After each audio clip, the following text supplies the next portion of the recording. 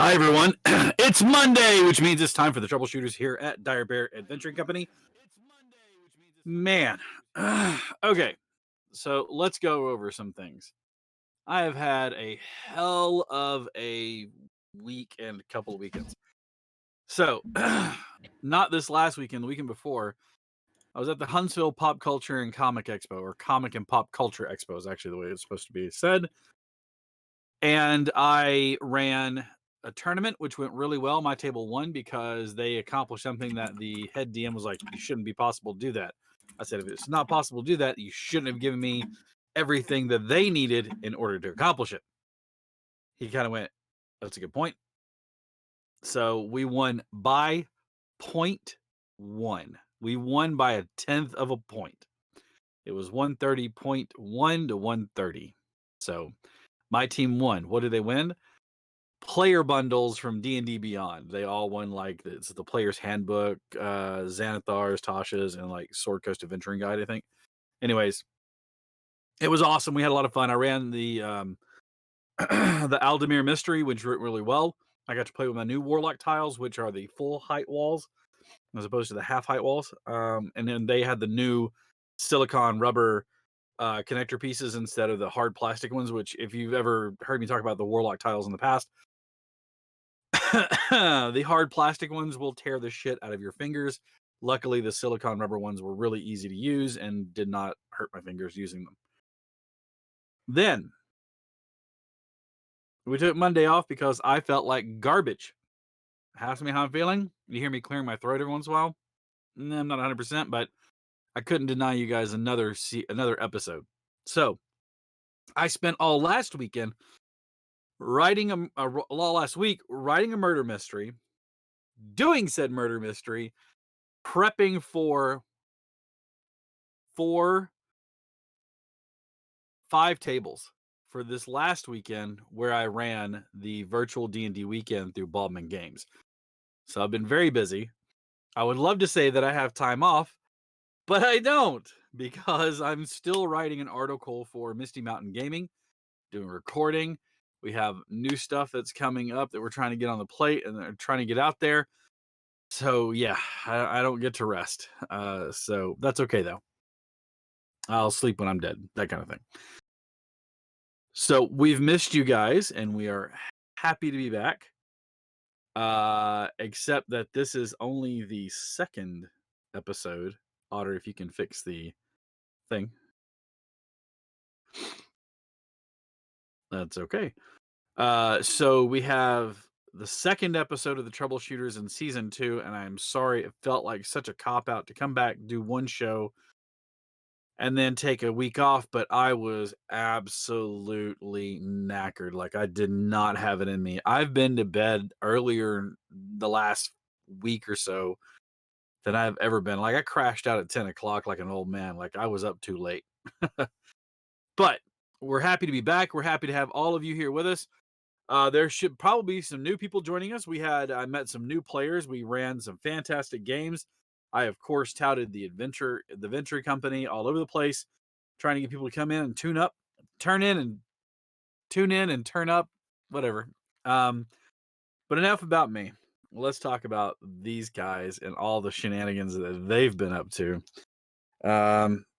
So when last we left off, the opener for season 2 had the party a month after their return to the main base in London.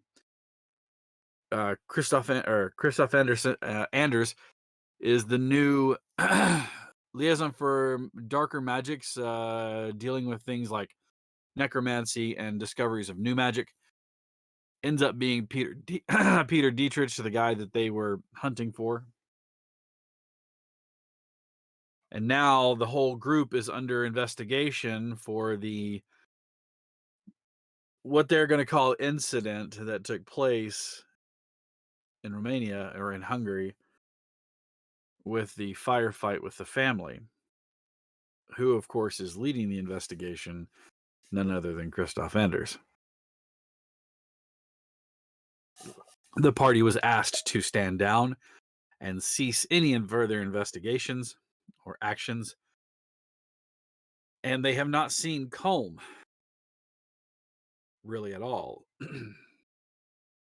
They do have a liaison, and as they were trying, they who got them an item, they met with what would be proved to be maybe a future ally, but for now it's an unknown factor. But at least he's not hunting them down. On their way back to the library, after deciphering Combs' hidden message within his collapsible accordion attaché case, or his accordion case, they were able to make their way back towards the library. But Gage and Emrys were intercepted on the way and have been held for questioning, unbeknownst to the other parties. With Gage and Emrys in holding patterns right now, basically in questioning areas, and with Moonin and everyone else kind of away. Let's see what happens with this evening's episode of The Troubleshooters.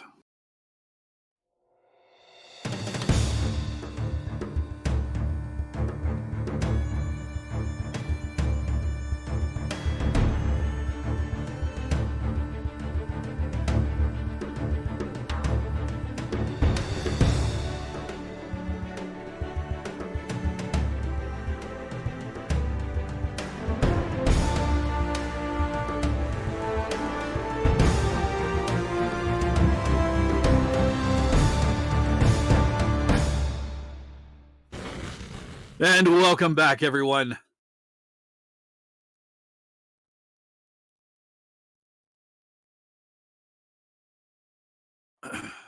Moonin. Hello. You and Lysandra have been holed up for some time waiting for the return of your friends who have yet to return. It's been a little bit longer than what you would have anticipated them to get to the library, find the book in question, and return to you with. That being said, what are you going to do about that?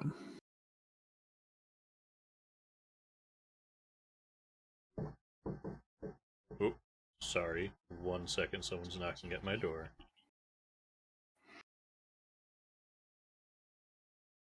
The cat. It's dinner time. Yeah, exactly.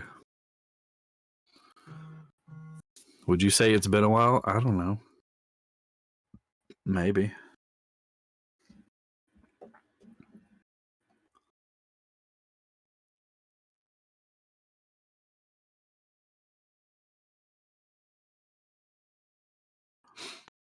Somebody is literally bringing him the cat. Apologies, that was my roommate. Asking you to tone it down, you're being too loud. Absolutely. I'm a nuisance. Knock, knock, meow. Poof. I said, feed me. I fed him before this. Awesome. He was freaking out earlier. Is Liz here with us? I see you in chat, but I can't hear you.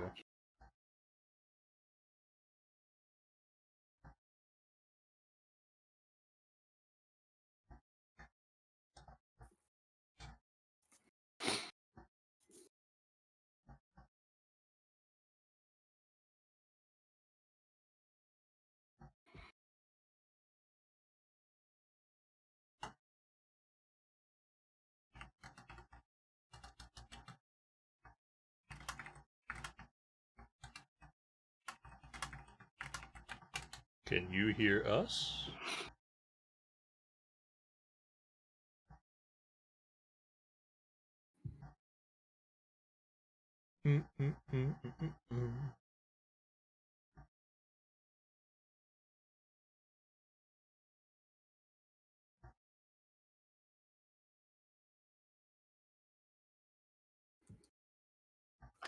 That would do it.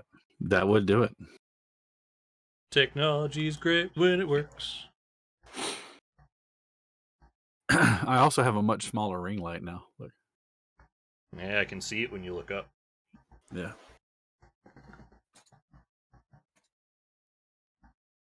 Still provides ample light though. Yeah. But it's like that big around now instead of being like huge.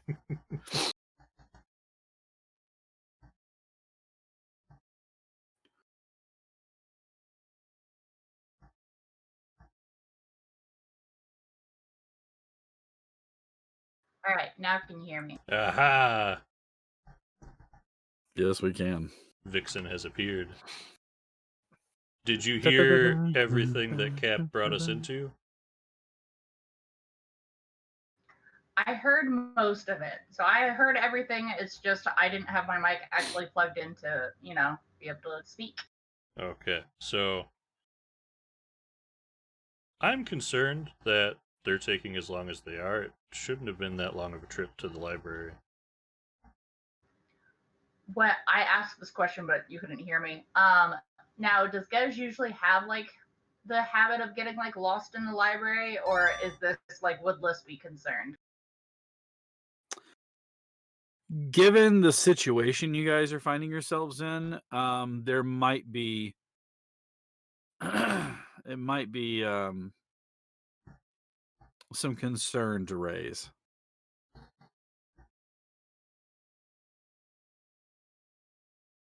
She would probably look over at Moonin and go, "It's probably time to see what sort of hijinks those kiddos got up to." Those meddling kids. We could always head towards the bucket on the green, I believe it was, to see if they might know anything before we just walk in there. Yeah. That was your meeting place. Oh, that was our meeting place? Okay, so that then was yes. Our meeting place for intel. That would be, she would probably agree that is probably a good idea to head that direction. Because if they walked into something, I'd rather know about it before we walk into it and end up in the same spot. Same. All right, so making your way to the bucket on the green? Yep. When you arrive, neither of your friends are there. However, your liaison is.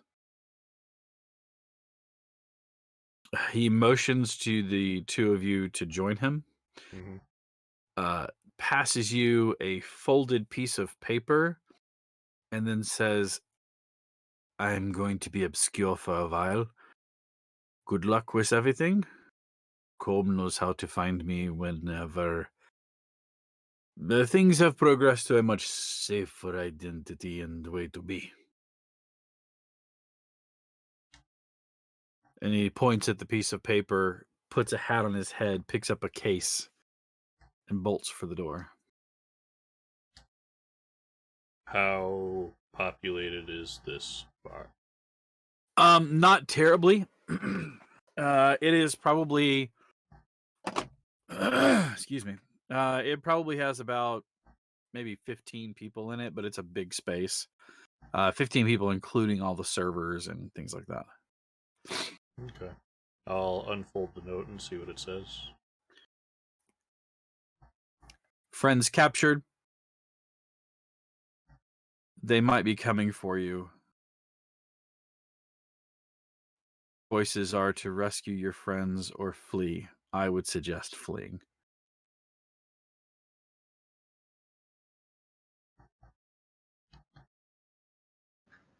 Liz has sort of read over his shoulder, or either like I was just took the note as soon as she would take the note afterwards and read it and then put it down on the table and just sort of tilt her head, since you can't see me, sort of tilt her head towards Moonin and go, "I've never been the fleeing type, but it might be the best for our friends."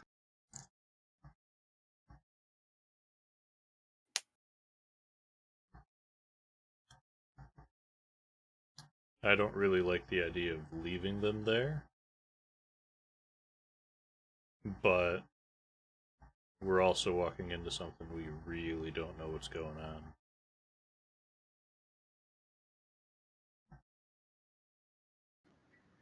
Do we know anyone else in London? Oddly enough, when everybody created their characters, nobody is from here. With my background, would I know anybody here? With your background, you don't know anybody here. That isn't to say you might not have people that know people here. Mm-hmm. Would I know where to find people that I know could be in London? Yeah, you can just make a phone call back home I think I'll do that. or send a message back home. Mm-hmm. Okay. I don't know if we really have the benefit of waiting for a letter back and forth. Well, there are other ways of getting Mm-hmm. messages back and forth. Magical means. You pop into the nearest messaging location. You know the drill. You pay the fee for it. The message is sent. There's a short period of time.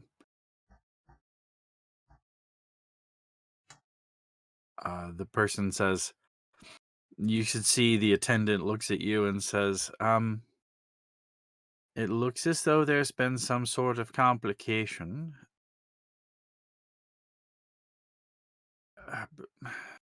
And you can see them like holding their hand up. Mm-hmm.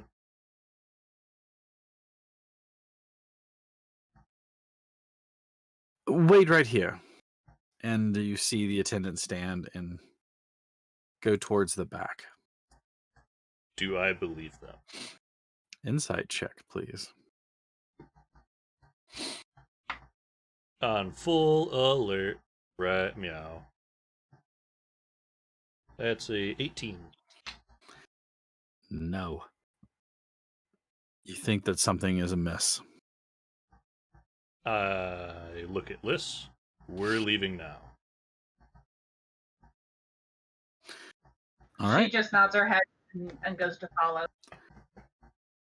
All right. Bolting out the door, your feet hit the stone of the road. You turn to start moving. Where are you going to?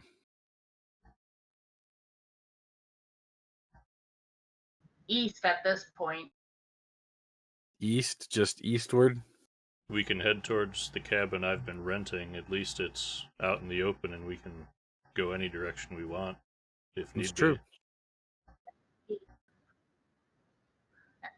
And see, Liz doesn't know if it's best to go out in the open or if it is best to have witnesses to whatever the director might want to do. All right. So what's the plan?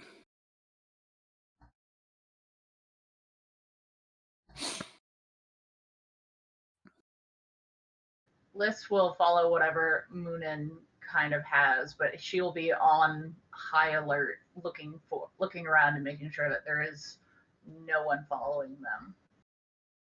Okay. My Your passive logic. is? Oh, go ahead. What is Lysandra's passive again? I think it's 18, but let me just double check. Okay. That sounds right. Mine's 16. And what were you saying? What were you saying, Moonin? Say my logic is I have a whole lot of range from out there to see anything coming. And God knows I can reach out and say hi long before they can see us. Yeah, it is 18, and she has dark vision up to 60 feet. Well, you already know that somebody is on your path. You see them, they're dressed in regular. It looks plain clothes, but you realize that it's a very uniform looking plain clothes. Mm-hmm. They are coming down. There looks like they're trying to pincer you in, leaving you only one way to go. You realize that you're being herded in a direction. It is and the direction you want to go, but that doesn't mean they don't have something set up ahead of time for you.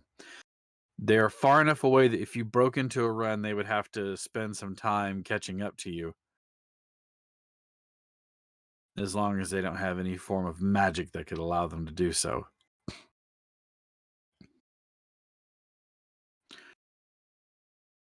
Look to Liz. You up for a jog? That sounds good. All right. Are you breaking into a run? Full sprint. As soon as you start to sprint, whistles are blown. You hear people yelling at you to stop. Stand down. Stop. Stop. We need to talk. Stop. And a full-on run is happening. And while you are being chased, we're going to go over here to our friend Emrys. Emrys, a small amount of food, a small meal with some drink is brought to you. The guard that you spoke with sets it down. Apologize for the lengthy wait. They should be done here soon. And with that, exits. For a moment, you can see another guard holding another plate of food.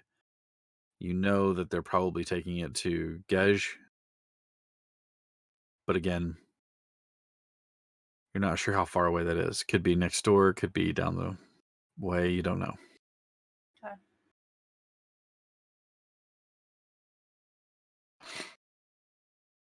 I'm not gonna eat. I will take whatever utensils were left, spoon or fork, and push the food around a little bit so it looks like there was a bit of contemplation to eat. And then I will put the utensils down, push the tray back. I'm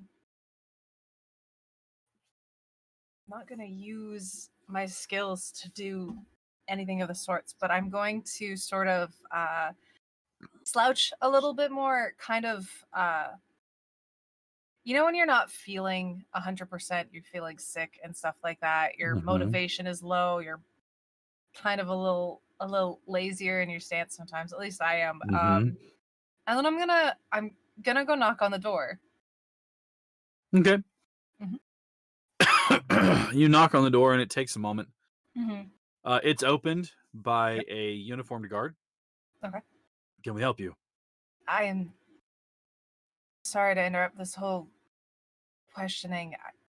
I'm not feeling too great. Could I go to the washroom? He looks up and down. You see him motion, but it's just out of your view. You see him motion. You watch as another guard appears from around the door frame. The original guard looks at you and pulls something off of his hip. Please hold out your hands. It looks like a bar about that long, and he places it like on your hand, like next to your wrist. And as it does, there is a zip sound, and you watch as wires come out and tether themselves, so your hands are bound with this bar. So you've got them; they're about this far apart, but you are definitely being cuffed. Well, why am I being cuffed? I thought this was just you were asking questions about our tasks at hand. I just work here. I don't follow the guard. He'll take you to the washroom, and he steps back, allowing you to exit the room. Okay.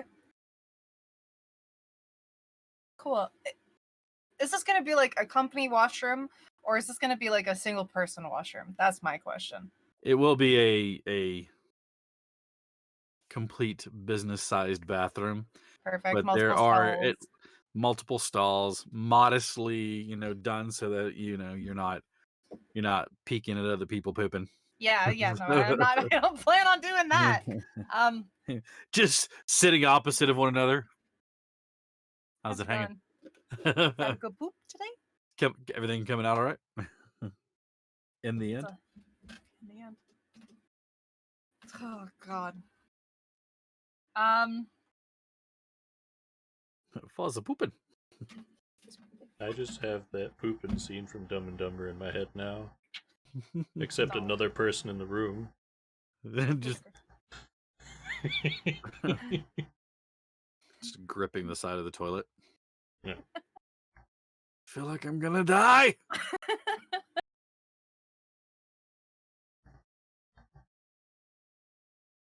All right.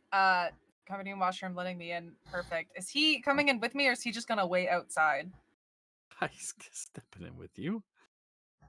Yeah, he's not gonna let you be out. He's not gonna stand in the stall with you. Yeah, but, it's like me sitting here, like, I feel like I'm gonna be sick. Why? So he leads you into the bathroom, and as he Yeah. does, he reaches down, and you watch as he grabs the bar from between, that's your hands are cuffed to, Mm-hmm. and he moves his fingers along it in a pattern, Okay. and they unwind. He immediately puts his hand on his hip, where you see what looks like the head of a baton. Okay. He puts the cuffs in his pocket and looks at you and says, "No funny business, please. Take care of your business, and then we're gonna go back to your cell." I thought that was an interrogation room, a questioning room. Why is it suddenly a cell? And he points over your shoulder towards the stalls. Okay. Perfect. Oh God. What does this guy look like? He's probably in his mid 30s, Mhm. sturdily built, Okay. like good meat and potatoes and works out kind of guy.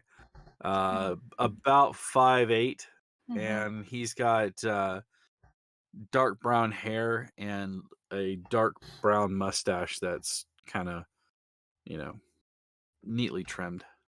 It's Okay. got the Magnum PI stash. All right. Huh. Oh, we're gonna see if I can do something. Just Are you maybe a gonna little. do the thing? I might. We're gonna do something a little fun and probably a little stupid. It's probably gonna get me a lot of trouble if it goes wrong. I'm here going, for it. going to the stall, no issue. Not going to. No issue. Shut the door. Lock the door. Idle conversation as I'm like talking. So like, are you gonna listen to me? Like throw up kind of thing? Like just conversation to fill the room. Are we the only two people in here? That's my big question. You are. Okay. All right. Yeah. I'm gonna take my time. Probably start to take off some of my clothing because I've got a plan for the most part. So shirt, like pants, that kind of thing, and I'm gonna slowly shift into him. So let me make sure that I heard you correctly. Yep. Mm-hmm. Everything is Not everything. Modestly covered. Lots of small skin still showing. cloths, but Socks, probably shirt, cold on the floor, kind of thing. socks. I'm leaving my socks on for this one. When you keep the socks on, business is about to arise. Because that's why they're called business socks. Because when you're wearing your business socks, it's business time. Yeah. It's business. It's business time.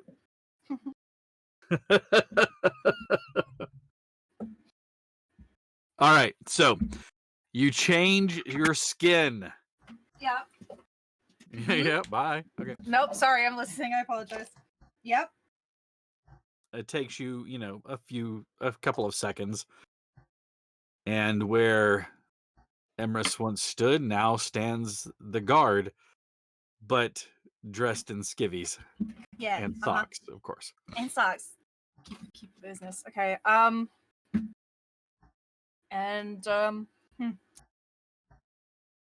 how to go about this now? Okay. Looking at the toilet, it Otter, stop. Looking at the toilet, it's just the clear water. Like it's not like walking into a stall and it's been used but not flushed. Just No, it's clean. It's clean.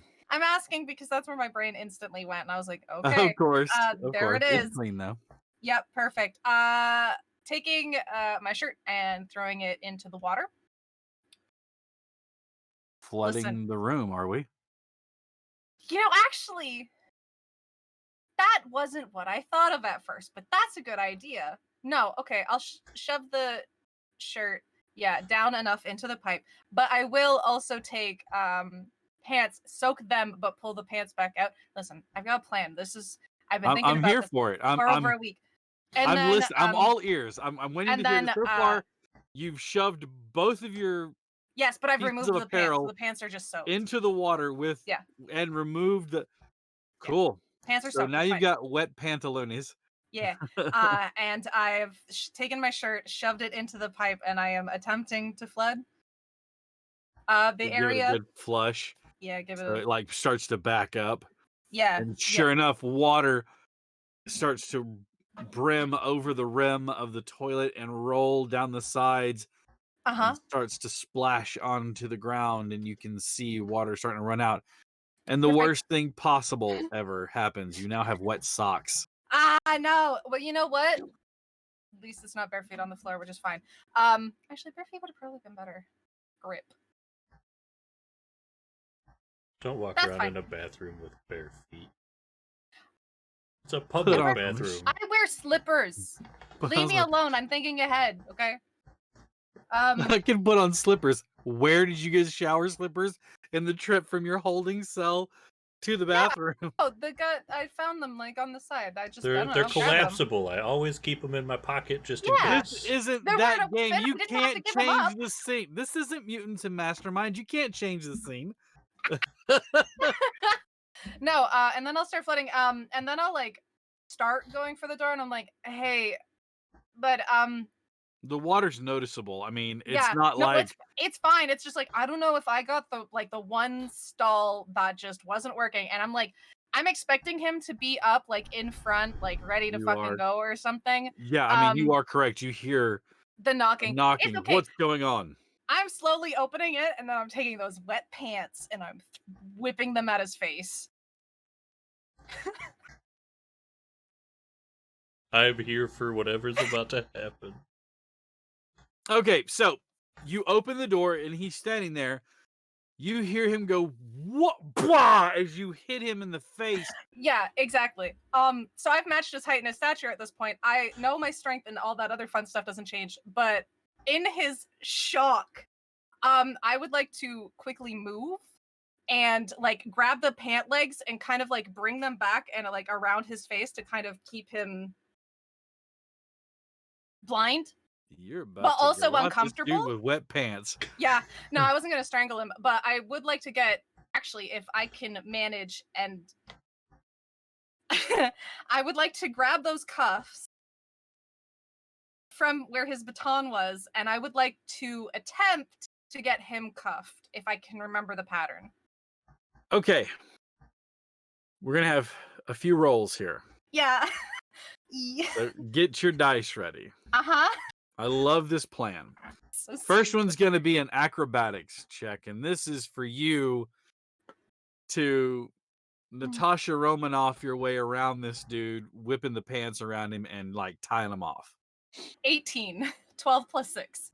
You actually are thankful you have the socks on as your feet slip around and you have him bound up. Now, I need a sleight of hand to get the cuff link out, the cuff bar. Listen, we're doing God's work. A dirty 20, 14 plus 6. Okay. You are able to fish around and grab the bar. If I can get one even, that is my goal. Because I don't know what that'll attach to, but if I can attach it to... pull the bar out, you see several little buttons that, I mean, they're small enough that you can hit them with like your thumb or your finger. And there are 7 of them. Okay. And you can see them arranged. Each one of them has a small dollop of color. So each one of them has a color on them. Color and you coordinated. watched him Perfect do for it. toddlers. and you watched him do it without seeing what the colors were. Okay. So you're going to have to remember how his movements were. Oh, This is fuck. not going to be an easy thing to do, but you can give me a straight intelligence roll. Because that's not great.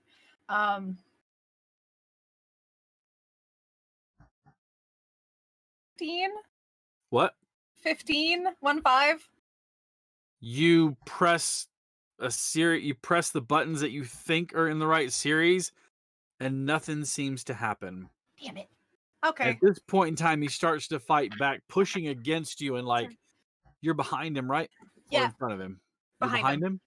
Yeah. I need an strength athletics check from you.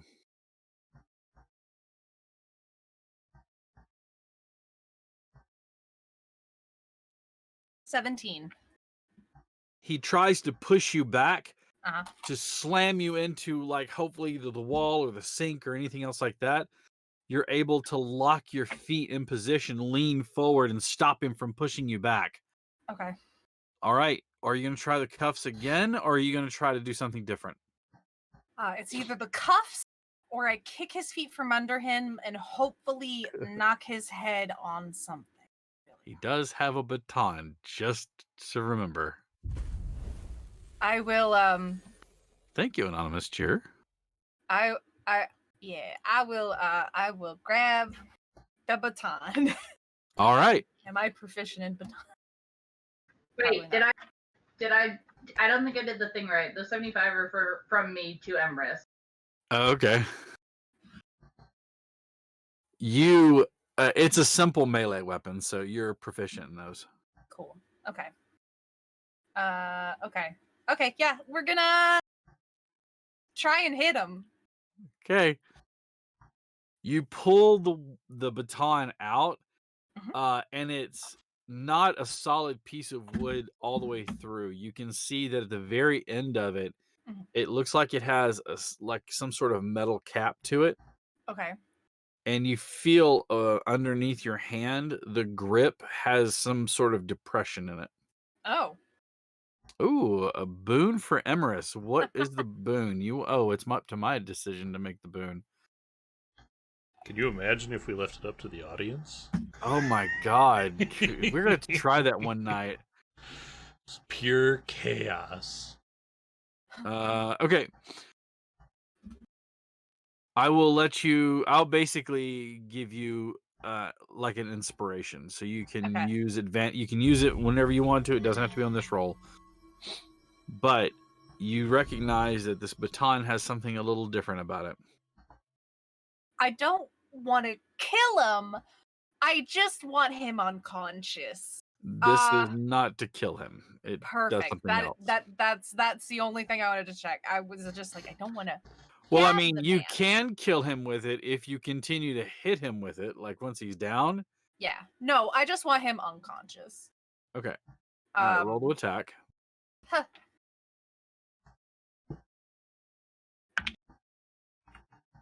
I'm just gonna use my inspiration right now, because I like that number very much.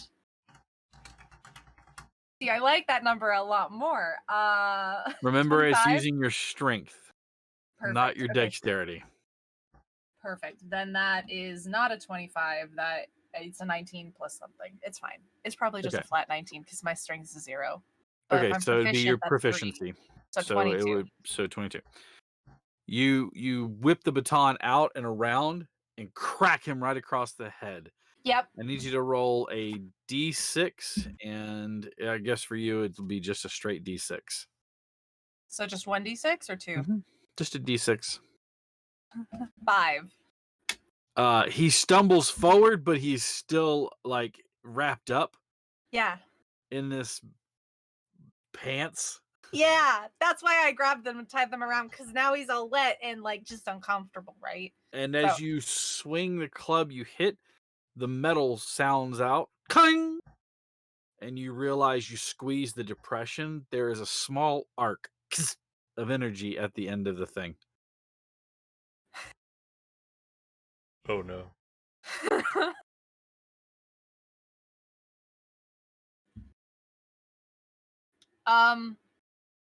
He's going to try to escape from you, though. That's fine. I need another strength, this time I need a strength saving throw. Okay. A flat 18. Oh. Man, you were lucky as hell tonight. I'm gonna switch dice. The Dira's too good. You feel yourself pushed against the wall, but you actually stop yourself by kicking your foot back. Mm-hmm. And instead of slamming into it, you're just eased into it. Okay. He has you not really pinned because he's not sandwiched? fully against you, but you're between him and the wall. Okay. You can still swing the baton, though, if you need to. What is he wearing? Like, is it like a shirt? Does he have like a vest on? Yeah, like, it's imagine it is a security guard. He has on breeches that go down to workman's boots. He has what is he wearing? Wet pants. He has a jacket over a vest, and you see a shirt and tie, like almost like more like a cravat, but a tie on there as well. Okay. He had a hat on, but it's not not in this scene. That's fine. Not in this scene. Last scene. Okay. Where's skin showing? I guess neck, hands. Mm-hmm. Neck and hands are about it. Face. Well, no, not face, because face is covered with wet pants. Wet pants. It's gonna be my new. Too bad you don't have anything that's like conductive with electricity.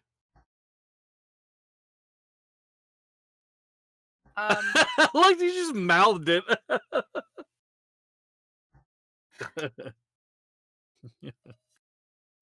Pantalones mojado. Oh God. No, you know what? First, I'm gonna try clanging him upside the head.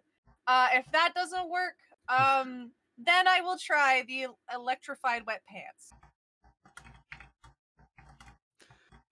Okay, go ahead and roll to hit again. Clang. Okay. See, that's not as good. That's a 13. It does not. Huh. Or I should say, it's an awkward blow with this angle, so it doesn't really connect to him. So it just kind of like rolls off. It doesn't do any damage to him. Real quick, so I can catch people up who are just joining us. Yeah. Emerus faked being sick, was put in cuffs, brought into the bathroom where the guard that's with them took the cuffs off, allowing Emerus to go into the bathroom, take off most of his clothing, shove the shirt in the toilet to make it overflow, wet the pants, got them good and soaked, then hit the guard with them after transforming into what the guard looks like, wrapped him around the guard's head, and is now beating him in the head with a baton. An electric baton. You know. Boogie Friday woogie woogie. You know, it's Monday. It's Monday. All right. I hate Mondays. I need another strength saving throw from you as he steps forward, trying to drag you with him, and then try to slam you again into the wall. 14. This time he is successful. Yep. He steps forward, dragging you with him, and he lurches with all of his might into the wall itself. Mm-hmm. You are going to take 2 points of damage. Okay. So Otter asked me a very good question earlier. He goes, "Hey, do you predict we'll need roll 20?" And my answer was, "No, but you never know with these guys." You know what I don't have in my repertoire? I do not have a bathroom in my repertoire of maps that I have. It looks like I need to upgrade, I guess. I don't know.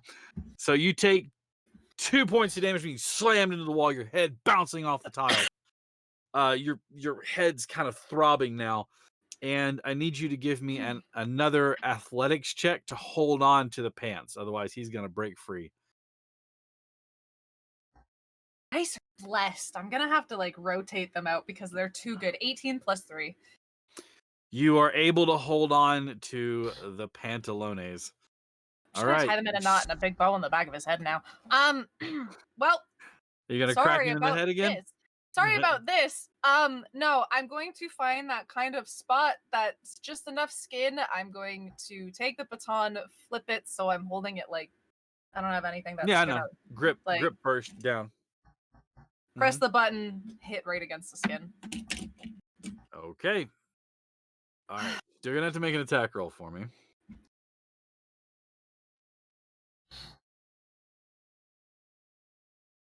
Oh, 19. 16 plus 3. Sorry, I even gave it a. Yeah, that hits. I even gave it like half cover. It's just bam right in there. It arcs and you watch as his body jerks forward. Oh no. What Eh, happened? To balance your rolling, Emrys, you have received a player bane.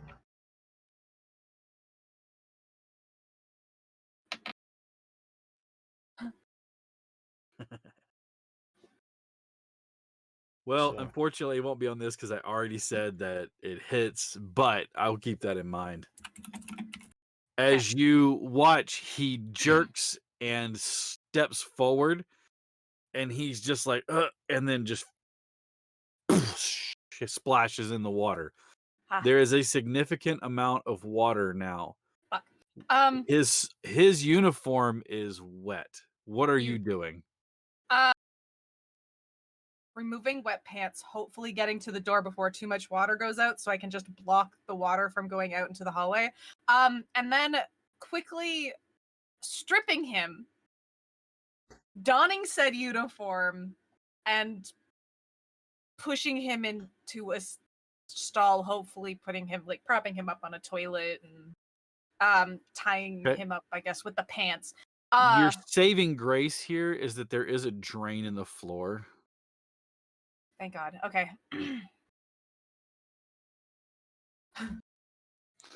So you're now in a uniform that is moistened. Yeah. That's okay. You know, it'll get me as far as I can go. Does he have a name tag or like a card or anything with his name on it? He Anything does on have him? he does have a tag on it. It says Donaldson. Donaldson, perfect. Mm-hmm. And then I'm going to take about a minute or two to try and figure out the cuffs. I want to see if I can figure out the pattern. The first time I did it, it didn't work. I'm not putting them on him. I'm just trying them out to see what will activate him, what the pattern is. Intelligence roll for me again. You know what? I'll even use the dice that I picked for Emrys that roll like shit. Intelligence?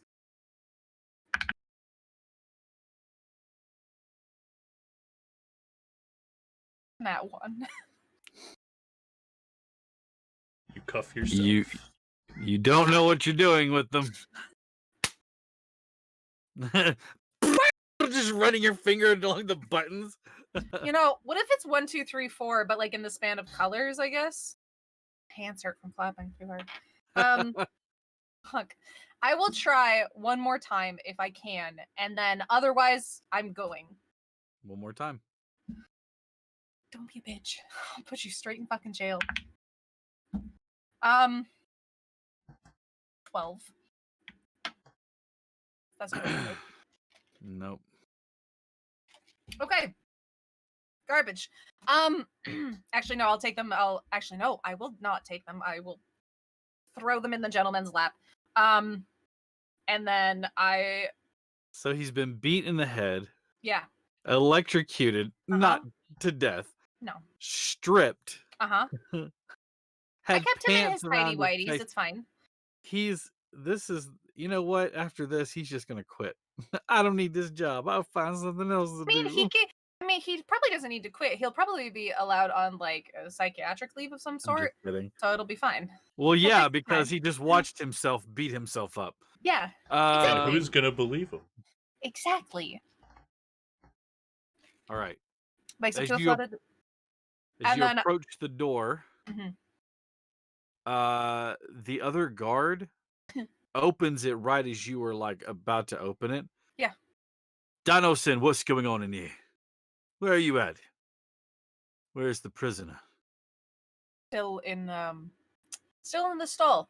He He's looks at the situation, at the floor.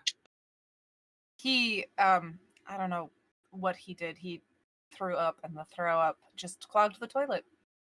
Give me a deception check, and I'm gonna kick your bane in right now. Okay. Disadvantage? Uh-huh. Perfect. I'll use both dice. I have a +9 on deception. So, you want to know what my rolls are? Yeah. One is a 10, one is an 11. So 19.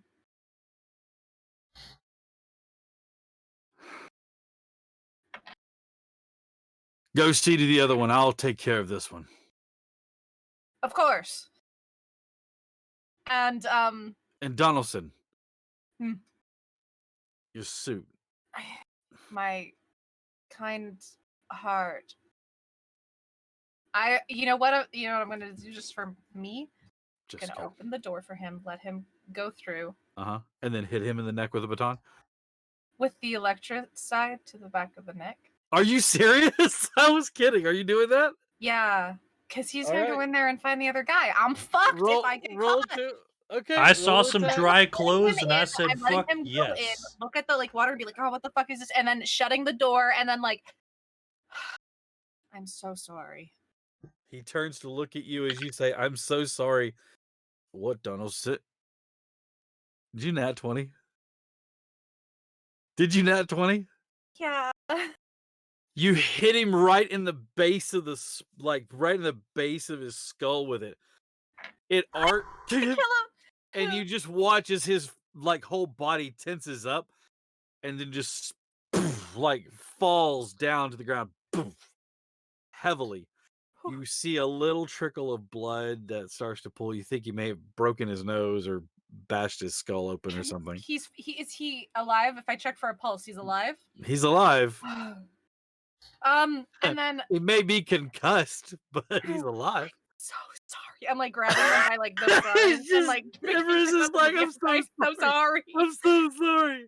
I'm so He's like, I sorry. gotta go. My friends are waiting. You don't want them to show up. And then move him to the side. Take his baton and the extra cuffs and I could have asked what the cuff pattern was. I don't think you would have told me. And then I will go to where I think I remember my room being and hopefully seeing where along the ways Gej's room might be.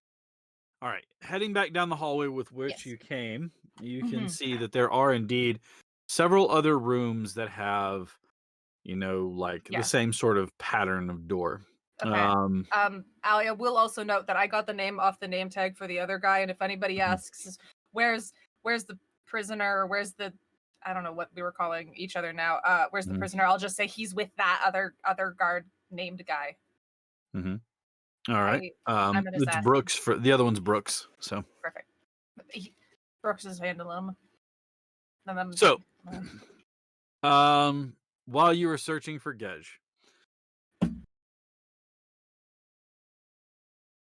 Liss and Moonin, you are jogging, but it is a busy street. Cue the chase music. You're moving at 60 feet per round, and they are giving chase. However, they are maintaining a little bit behind you, though, because of the fact that you started off ahead of them. However, as you are going,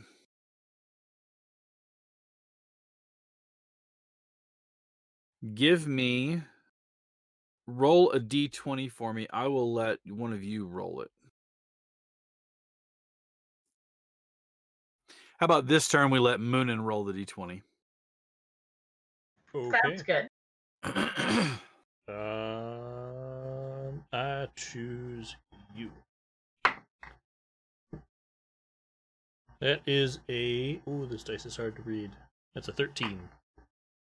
All right. Nothing stands in your way. There are no complications as you continue to run. Moving even further down the road, you know that you have a little ways to go before you get to your place. Is that where you're going, or are you just running away? I mean, the last thing before we broke into a sprint was heading that way.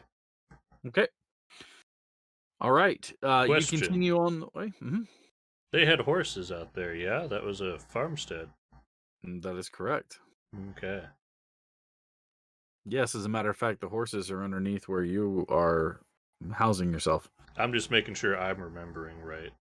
Yes. Okay. Lysandra, roll the d20 Yeah. for me. Oh, that was a nat 20. All right. Again, no further complications. As a matter of fact, as you're running along, you see several people are kind of like looking at you, and this group of individuals, you can see now that there are 8 of them that are giving chase to you, having cleared the alley and things like that. You're still heading in the direction that they want you to go, or at least that's the way it feels.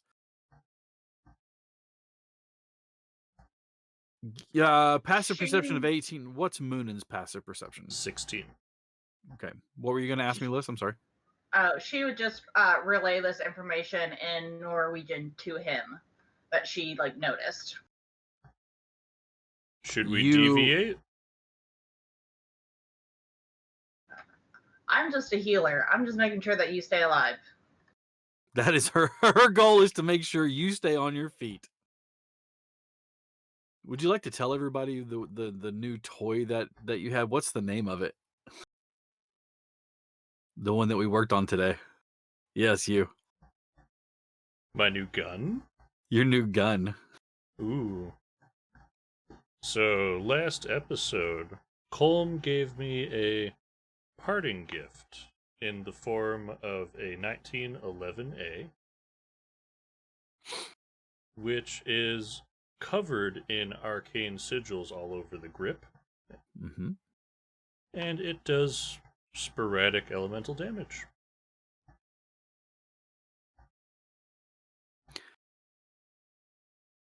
You notice that you're moving towards some of the not seedier, but definitely more of the lawless area, or at least they police themselves more than what the police do in this part.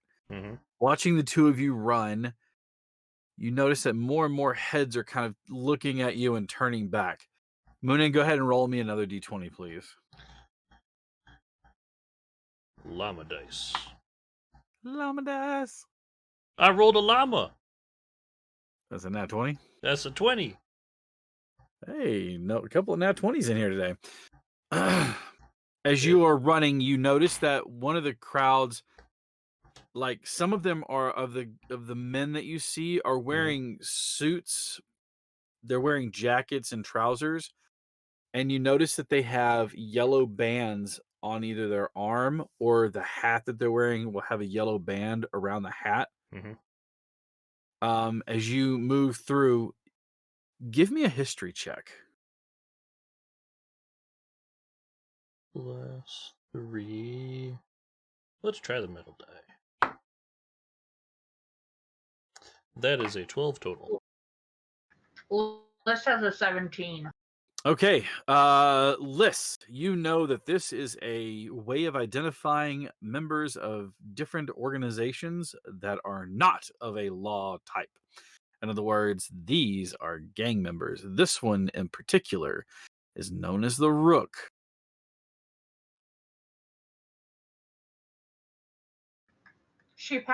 Does Liz have any affiliations or anything that would help her with the Rook, or would she know that her sister has any affiliation with this? You're not sure if you do. What you do know, though, is that if the Bobby are giving chase to citizens in the Rook territory, that might not go well for the police. And we are in London, correct? That is correct. So in common, she would look at somebody who she seems to think is probably on the upper echelons of their organizations, and going, we're being chased by the police or the directorate. We're being chased by the law of some kind, as she's passing. And she's saying this loud enough that Moonin can also hear that she is speaking towards the people in the bands. Okay. Give me a persuasion check.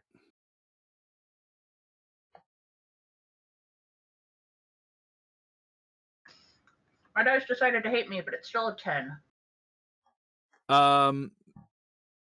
They don't move at first, and then you start to hear like some talking or some shouting behind you. But your guys are still giving chase, but it looks like they may have tied up a few of them. Like 2 or 3 of them are now being hassled by people in yellow bands and kerchiefs and things like that. Let's see who rolled the this would be Liz. Liz, please give me a d20 roll, please.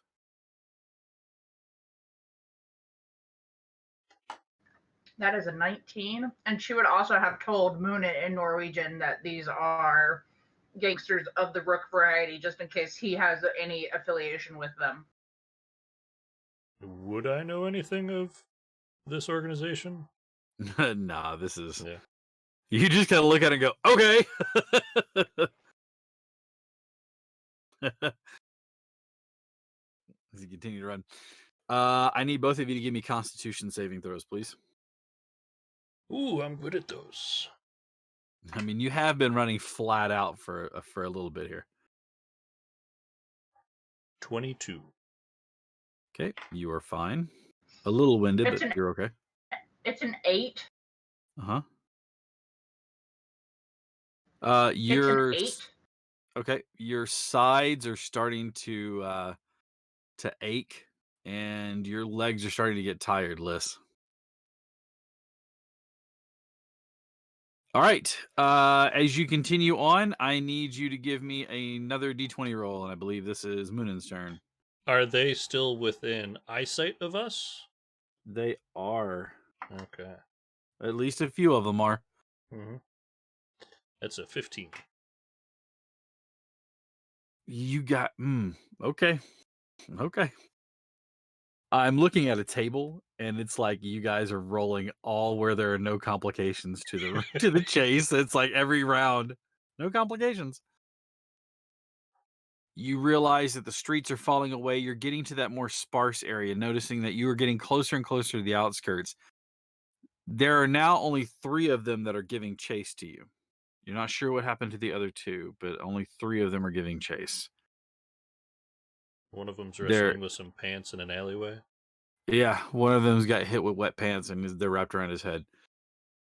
How far back are we? Are we like more than 60 feet ahead of them, or are we just like at that 60 feet ahead of them? You're maintaining about a about an 80 foot, because they were 20 feet behind you when you bolted. You're dashing, which gives you that 60 feet per round. And they are they're maintaining that same pace with you, at least the ones that are still with you.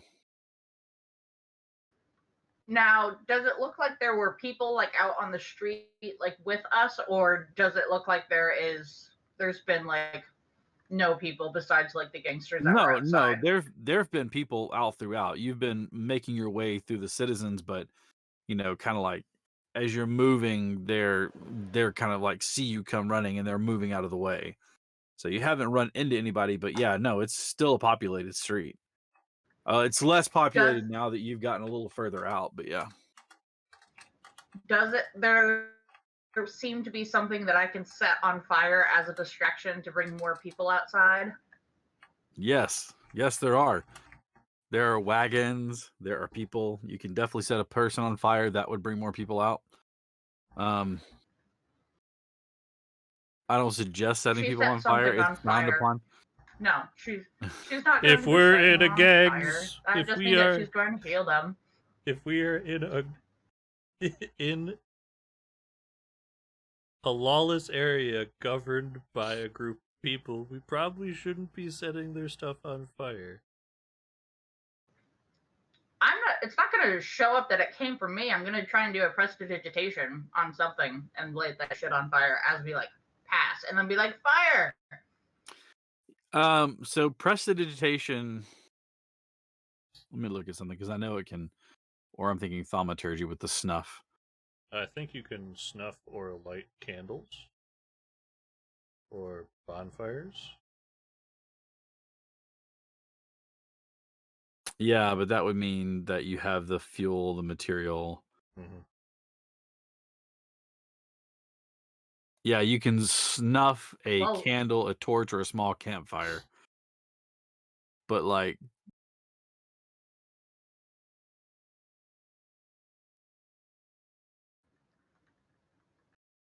hold on, I'm mulling something over.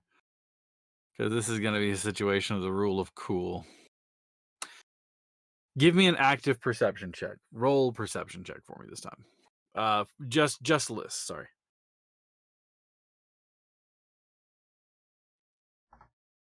That's not good. That's 10 total.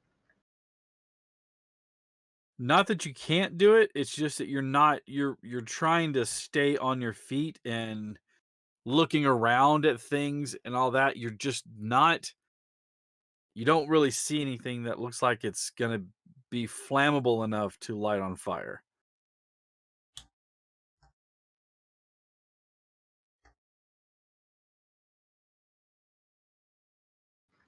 So she's not going to do it this round, but next round she's gonna look over at Moonin and go, I can light one of them on fire. Should I do that in Norwegian as like they're running? And all of a sudden the chase comes to an immediate stop. All of them going, nah, that's cool. All right. Give me a complication check. Who is going to be rolling the complication check this time around? Is that Liz That would again, be or is that Liz. Liz? D20, please. Big money. The answer is 3. Sorry. It's a table, so it could be anything.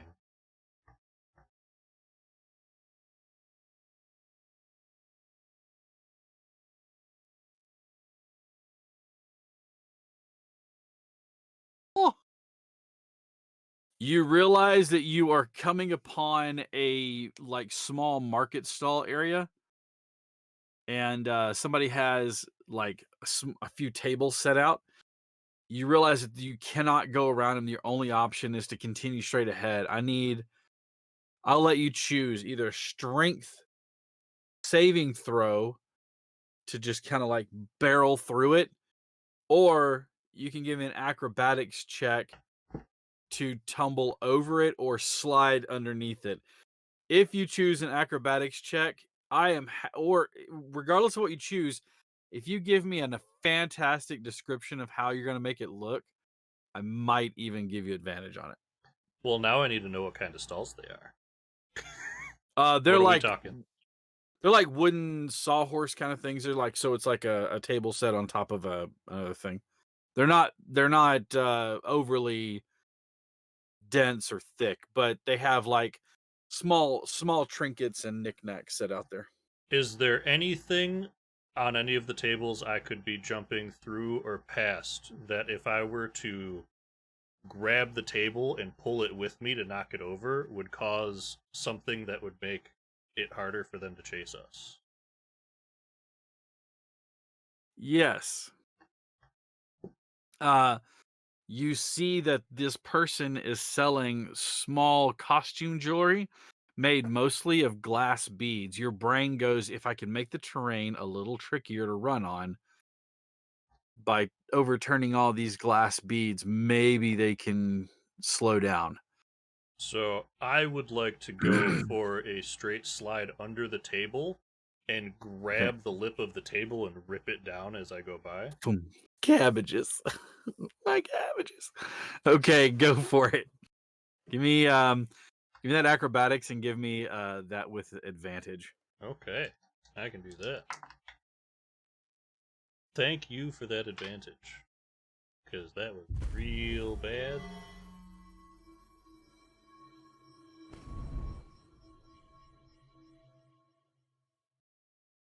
That would be a 22 with advantage. Running through here, and the streets in this part are just kind of muddy. You run along and you hit the ground sliding. As you do, you grab the lip from behind you and wrench the whole thing over. Your body breaks the other side. You dig your heel in and bounce back up to your feet, the table spilling its contents and flipping a few more times before coming to rest. You continue to move. Liz, what are you going to do on this? So I assume there are also patrons in this like area, correct? There Like, are, but your obstacles are either to yeah, run through the I barrier, know. but yeah, I'm there are just patrons there. okay. So she's probably behind Moonin, so she would have seen him go under the table. She would try to be going over the table, and at that time, she would feel bad for damaging the property, and also knowing the fact that, you know, people like money and that more people into one area is going to stop everyone behind them. So she is going to like toss coins in the air basically behind her. Pulling an Assassin's Creed where you throw the money down on the ground to keep the beggars from coming at you. Using them to like help your escape. All right, Correct. you grab money out of your pocket as you do so. Go ahead and give me a dexterity saving throw. Oh, I'm sorry, acrobatics check. Excuse me, not saving throw. With or without advantage? I'll let you do with advantage because that was kind of a neat idea to use the patrons in there. My number was 19 or 18. So 19. Nice. Yeah, not as showy as your friend. You actually come into the crowd, pivot around one of the poles that's there to kind of hold like this little awning up. As you do, you whip into your belt and pull out some money and just kind of continue your turn and you throw it towards the crowd. As you do, you catch a glimpse of the men that are running and you see they they're getting to the crowd and all of a sudden they have to slow down as you pinwheel back or spin back around and catch up with Moonin. Looking behind you now, you can see that the crowd is hemming in the men that are giving you chase. They're all standing there watching. They're trying to like get through the crowd of people, and they're like trying to, move their way. It allows you guys to get even further ahead. As you guys continue on, you hear from behind you like a booming voice yelling, "Get down!" You recognize that they used a spell to augment their sound. Are you going to continue down the path that you're going, or do you want to try to duck around, move, get out of their sight? How far are we from my place? You're probably still a good quarter mile. I mean, you were out like on the edge of I was town. gonna say, I know it was a good run. Mm-hmm. Are we planning on shooting? Liz is going to look over and being like, they were chasing us, but are we planning on killing them? Like, do you want to like get enough away that you can shoot them, or are we eventually just trying to like, what's our plan here? I mean, I'm fine with shooting them. They're chasing us. If we can get to the farm, there's horses, and we can dust them. Just they won't be able to keep up at that point. But that's still a good distance away. We created a pretty good distraction. What is around us right now? Right now, you still have a few buildings here and there. They are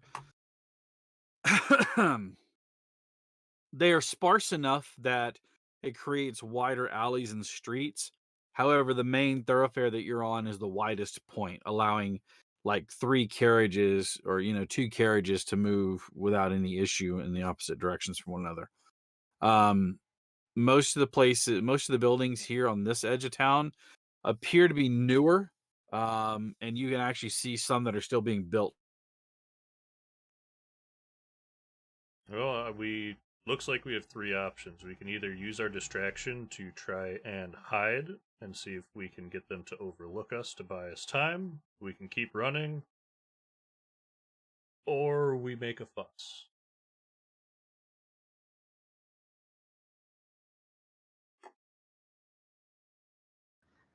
Liz just goes, I am not stealthy. Emrys is the one that's stealthy and the one with the good hiding spots. So if you want to hide, I'll hide with you. I do kind of stand out though. And then she like looks at Moonin and she goes, "You also kind of stand out, but I'm differently." Also, yeah, differently. I'm also fine with continuing to run. You're gonna have to give me like just a second to like touch myself for just a second to be able to run, but then I'm probably be good to go. And or we can make a fuss, which is nope. The phrasing was perfect. She meant that. And she's just like, or we can make a fuss, and I'm perfectly happy to make a fuss because sometimes being an elf, it's a good thing to be like, oh no, get your hands off me. Ah!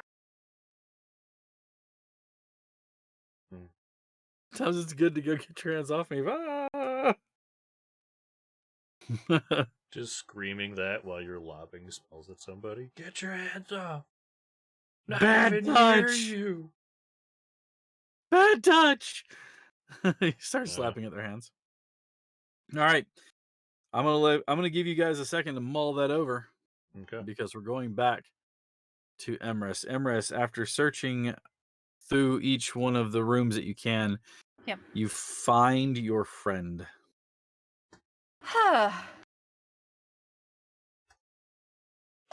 You can see that there is a slide on the door. As you open it, you look in to see Gej. He's sitting with those cuffs on his hands, on his wrists.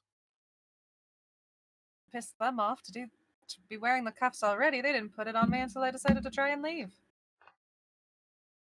I mean, that's perfect. Now I don't need to cuff him to fake get him out of here because he's already wearing them. Are you going to announce who you are to him, or are you just going to like bust in and go, "You stand up"? No, I would have been like, "Oh, yeah. Did you make them mad? Is that why you have the cuffs on already?" Oh, you're literally asking that question. Yeah, okay. no, that was literally me like, you know what? Don't answer me. Surprise! If we don't move quick, we're gonna get into a lot of trouble. I've knocked 2 men out. One might have a broken nose. They're not dead. It's whatever. We gotta go. And remind me, who in the bloody hell are you?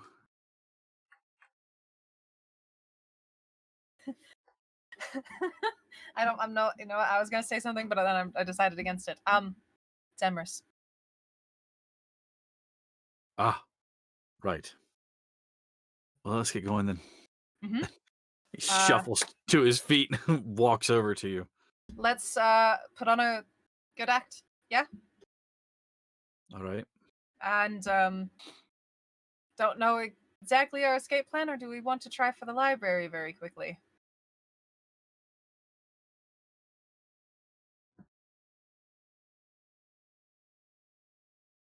We came here for a reason. See what we can get out of here. Let's head to the library. Let's head to the library. Okay. I will let Gej lead the way with like myself standing behind him, sort of in that guard In the uniform. posture, and the uniform, in the posture, still that man's face. Still in that dude's face. Still in that Donaldson. He's taking a nap right now. It's fine. That poor bastard. If he would have just sat down, would have been fine. You just got him in a sleeper hold. Go to sleep. Go night night.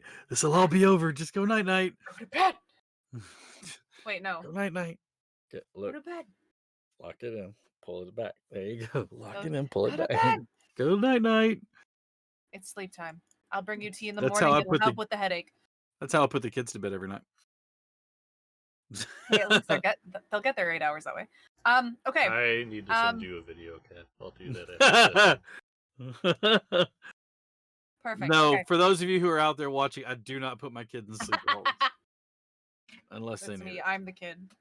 Just kidding. It's just I'm the kid. you ask for it though. You're like, choke. Never mind. Sorry. Anyways. Anyway, the library. Gej is leading. I'm standing behind him.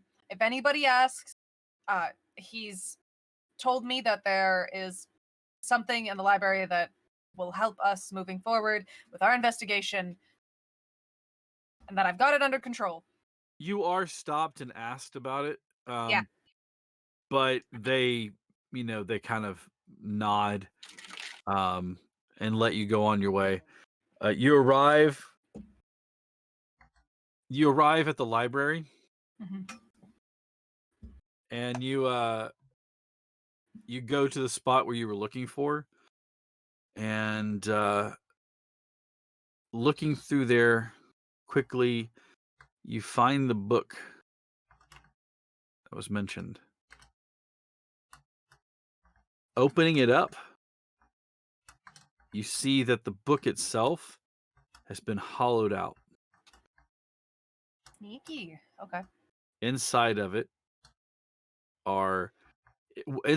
is a key and a folded letter that is sealed, like it's got a wax seal on it. Okay. I don't think the time is to read it is now. And I will take both objects and I will like shove them on the inside of that security vest. Right? That's what he was wearing. Mhm. Okay. In that security vest, in like a spot where I know it's not going to fall out the bottom and that it's tight against me. I can feel it like against my chest. And then now it's getting out of here. I would like to think that for me as Emrys, I like knowing exit routes to buildings, be it whether a fire has started and there's like an escape route for employees on separate floors, that kind of thing. That's just me. So I would have at least tried to know 2 to 3 exits of this building if there are multiple. Sure. Yeah, you've been in and out of this building enough times to know the routes out of there. Perfect. You head towards an exit that is not out on the front street, heading through one of the side exits. Yeah. Again, you are stopped. Give me a deception check though, please. Okay.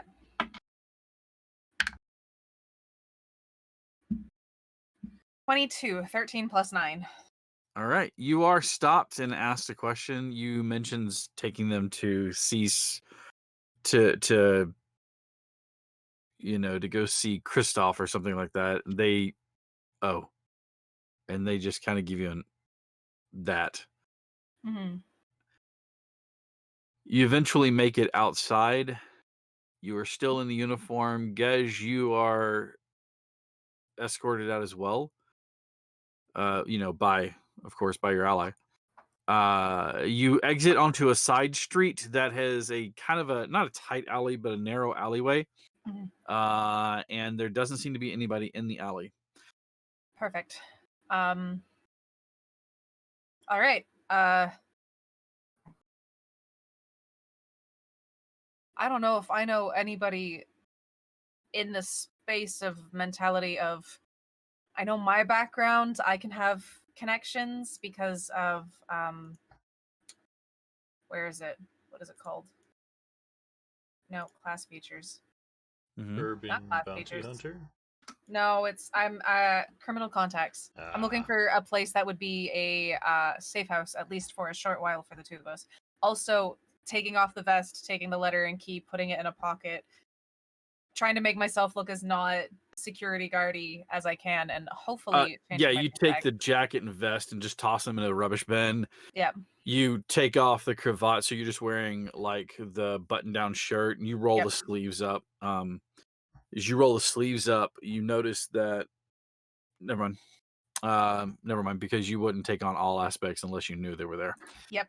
Anyways, as you roll the sleeves up, you are, getting yourselves comfortable. Give me a history check.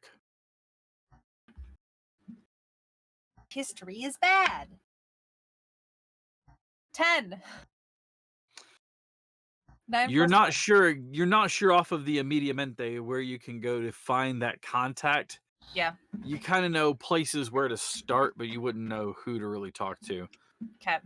More importantly, though, you're walking around with your buddy in these Cuffed cuffs. still. Do you Yeah. want to try to give me I another? do. I do want to try that again. Yes. All right. I will figure this stupid handcuff system out. I swear to God. Was an I'll let you intelligence check? use Arcana if you're trained in it. No? Okay. Yeah, just intelligence. Right. Okay. Sorry, I forgot what my intelligence was. 6. Do I need to tell you that doesn't work? You think there'd be some alarm if I just broke it? Or an electric shock if I Or if you had tools. That's true, I don't have my tools anymore. They have all my Yeah, they have both yours and Gedge's. Yeah, so okay, my next question is, do I know a place where I could get some more tools to try and get this off? You know a place you can go to try to find somebody. Which works well enough for me. To that place, um The bucket on the green. bucket on the green. Okay, let's see what happens there. Don't think shifting back to me is a good idea. Probably I not. think shifting to someone else that's, one, not the security guard, but two, not myself, is a good idea. If I can, I would like to take the moment. Actually, this character, I have a character in Emerson's background that he knows well enough. Same sort of height and build as this guy. A little broader in the shoulders, so the shirt fits a little tighter, and he's got facial hair, longer than yours, but shorter than Otter's. Long hair, which is about shoulder length. He's got little tips. He's got little, slightly pointed ears, not like an elf, but just slight. And he has vitiligo. So part of his Ooh. face has some splotches and down his neck, and it down into the shirt that you can't really see. And then onto his arm a little bit. It's a very specific location of vitiligo. That's what it is. He is a half orc, so small tusks would show up.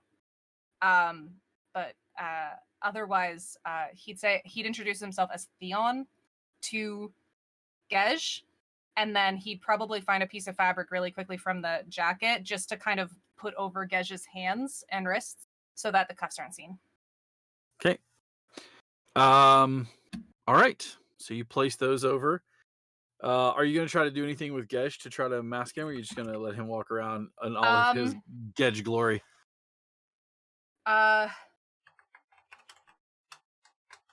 Clothing have a hood? No, I don't think Gej's clothing has a hood, right? He does not have a hood now. I didn't hear you come in. Hi. Hi. Okay.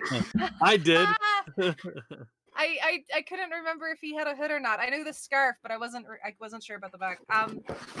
Okay. Hi, introduce myself as Theon. And then I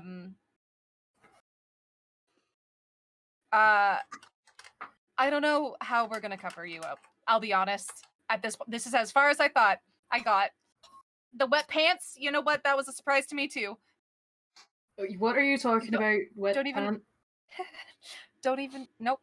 Nope. We could talk about it later. Alright. We got out of there alive. We got what we were looking for, and I didn't kill anybody. I think that is a 10 out of 10 day. Yeah, that's a great day for you. That's fantastic, Theon. Great joy. Gej is gonna look around. Where exactly are they? You were in an alleyway just outside of the directorate. Okay. I'm gonna look around at, is there any trash here, sir? There is. You know what's in trash? Cool things. I would like to look for some cool things in trash that would be able to be used as, clothing. Make me look like a babushka or something, Russian grandma. Just some old scraps or something, like literally anything that I can use to make it look like I'm not actually me. Okay, give me an investigation check. I got +3. My dice, where you be?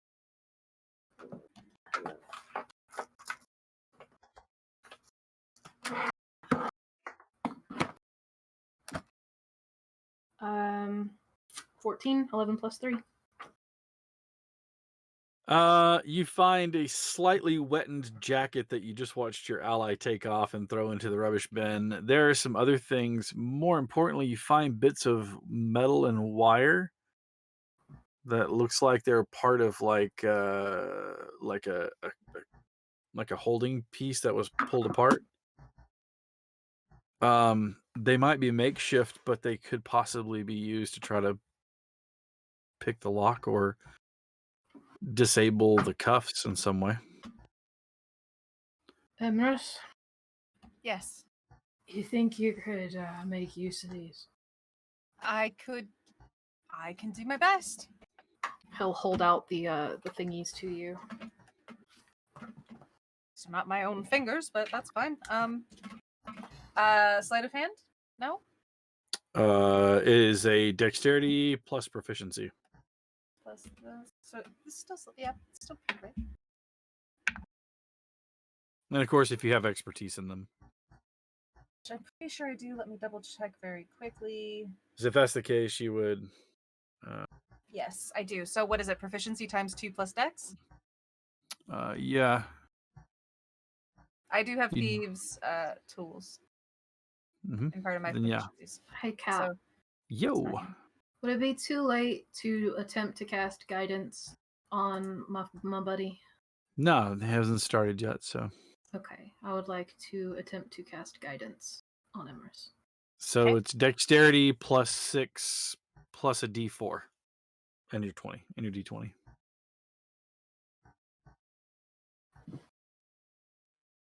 10, 11, 12.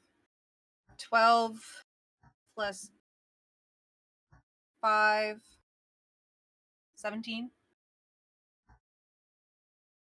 Okay. What'd you roll on the die? 5. Okay, so what's your Yeah, dexterity modifier? Plus 3. My proficiency is plus 3, so it's times 2, right? You said so 6. Right. So 6. So And then 3 on the d4. okay, so you rolled a 5 on the die. 5. Yep. What's your dexterity modifier? 5, 6, 7, 8. So your dexterity modifiers are 3? Yes. Sorry. Okay, so 8 and then 3 on the Yep. die. Yeah. 8, And then 9, 10, so 11. 11 and then plus 6 Plus is 6. 17. Yeah. So you don't know if it's these subpar tools that you just kind of makeshift or if it's just not unlocking. Okay. Gej, looking at it, if you'd like to try yourself, you can give me an Arcana check. I've been trying to find the code for these. I watched the guy do it. I guess colors combinations aren't my strong suit. This whole time you've been colorblind. You've been looking at it wrong. 13. No, beyond your arcane knowledge. Okay, so You are able to find a few items to kind of help cover yourself up, though. I'd like to try one more thing if I can. Sure, what's that? So I'm going to take a step back from Emrys, seeing as the tools have failed to work, and I'm going to try to cast Spiritual Weapon. I know where this is going. Okay. Your spiritual weapon appears. Cool beans. I'm going to hold out my hands, and I'm going to try to attack the wire that is in between. All right. So to recap, it's a solid bar and it has 7 buttons, and then there are loops of metal that are out on the end, and then they lock around the wrist. So roll to attack. 15 plus 7 for the spiritual weapon. Okay, yeah, it hits it. Pung! And roll damage with that. 5 plus 4, so 9. Okay. It hits it, and it's a good solid hit, but it's not enough to break it yet. Looks like you might have to hit it again. Okay. I'm going to once again attempt. Okay. If I may. You may. 12 plus 7, 19. That will hit it as well. Go ahead and give me some damage. Okay. 7 plus 4, 11. Well, thank you so much for the subscription there, Tyan Kid. Yay! How much damage was that? I'm sorry. 7 plus 4, so 11. So 11. As it hits it, you watch as it shatters, and there is a burst of energy from the item. I need both of you to give me dexterity saving throws, please.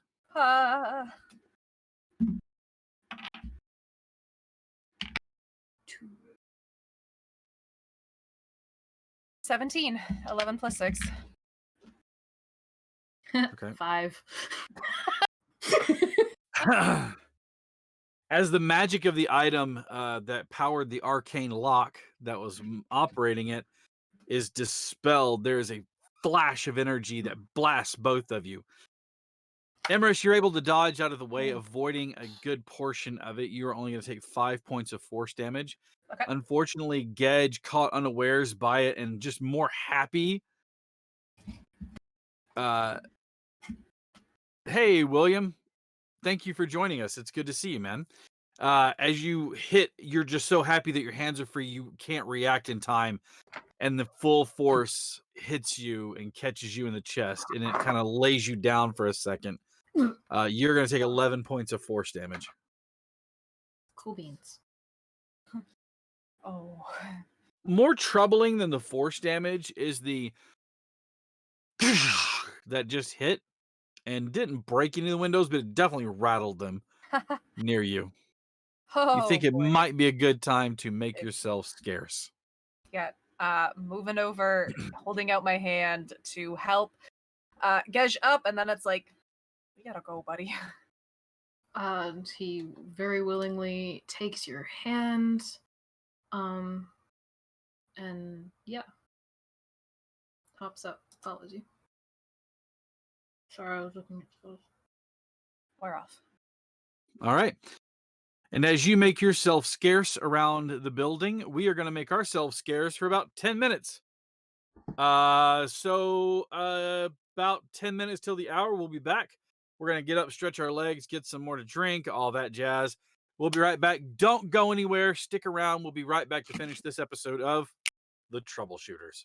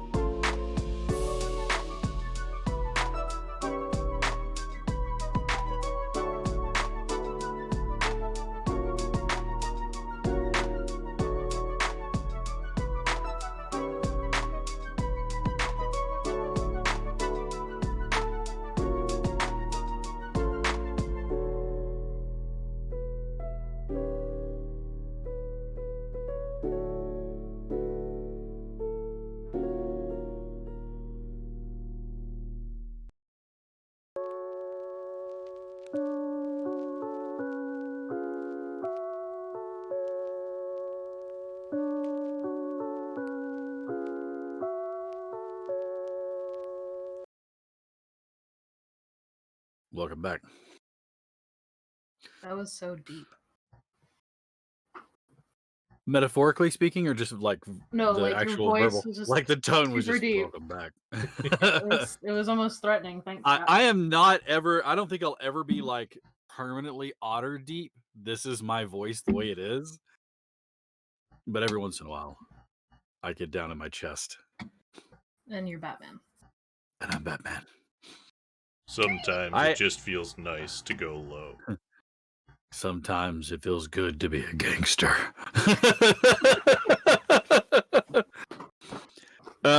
Speaking of running all over a place, being a gangster, Liz and Moonin, what are you doing? You're being chased. I would prefer not to start shooting in a crowded area run by a gang. I thought Probably we the- left the gang area. I thought we went to a marketplace. I thought we had moved past It's it. all Same part of Oh, town. That's adorable. That's all part of theirs. Mhm. I wasn't sure how far we were fucking running. At least another quarter mile. Are you guys trying to hide? Or are you going to try to outrun them? What are you going to do? I think we bought ourselves some time if we want to gain some ground. Are you okay to keep running? She like puts a hand to her chest and casts guidance, and she's like, "Yep, I'll be fine. Next time I gotta catch my breath. I'll be fine. Let's go." All right. Full on sprint.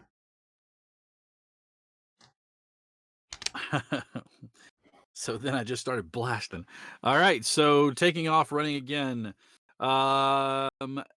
With your 18, with your 18 passive, Liz, you slow down because you realize you're not being chased anymore. Like nobody's coming after you. She relays this message to Moonin as she's slowing down, concerning that he would probably notice that she was slowing down and be like, "I'm slowing down because there's nobody following us, so I think we're okay at the moment.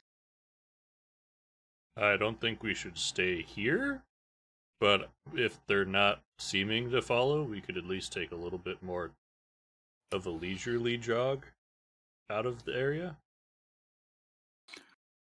Moving at a quickened pace, but not the full-on sprint that you were in. Eventually, you find yourself leaving the edge of the city and into more of the rural area where your place is being rented. The stable's just at the edge of town.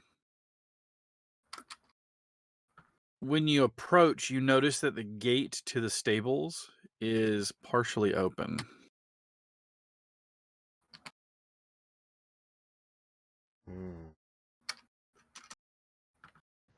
Can With a, Liz hear the horses? I was just about to say, with the passives that you guys have, you can hear the wicker and neighing of horses occasionally, that blowing breath out and things like that.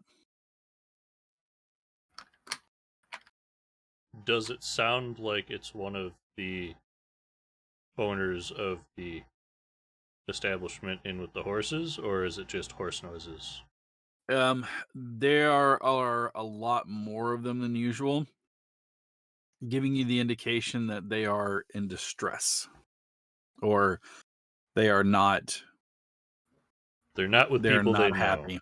Mm-hmm. I don't know if we should go in the house.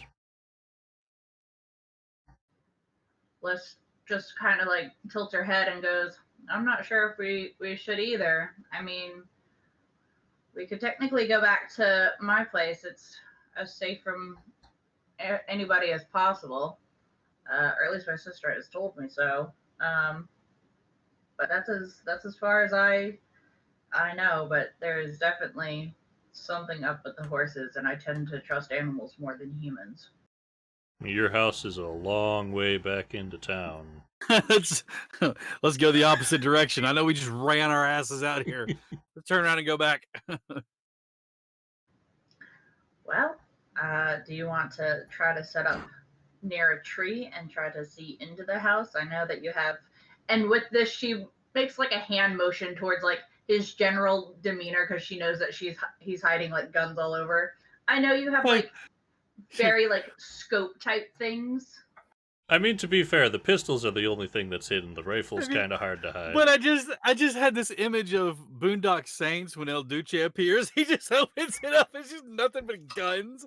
Yes. It just opens it up and there was a fire. Give me another like 10 levels.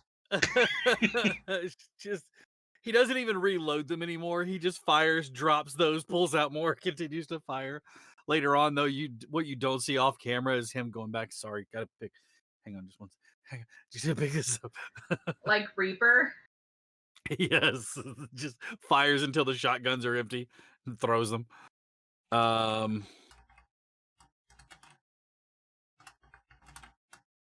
on one second. I want to look at something real quick. Okay.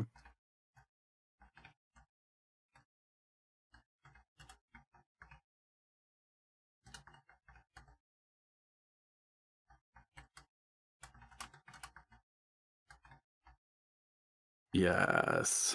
Awesome.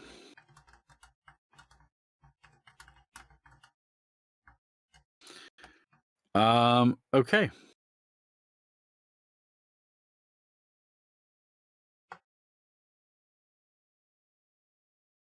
Yeah. Yeah, the appreciation works like, okay, so you want Otter to pay appreciation? Okay.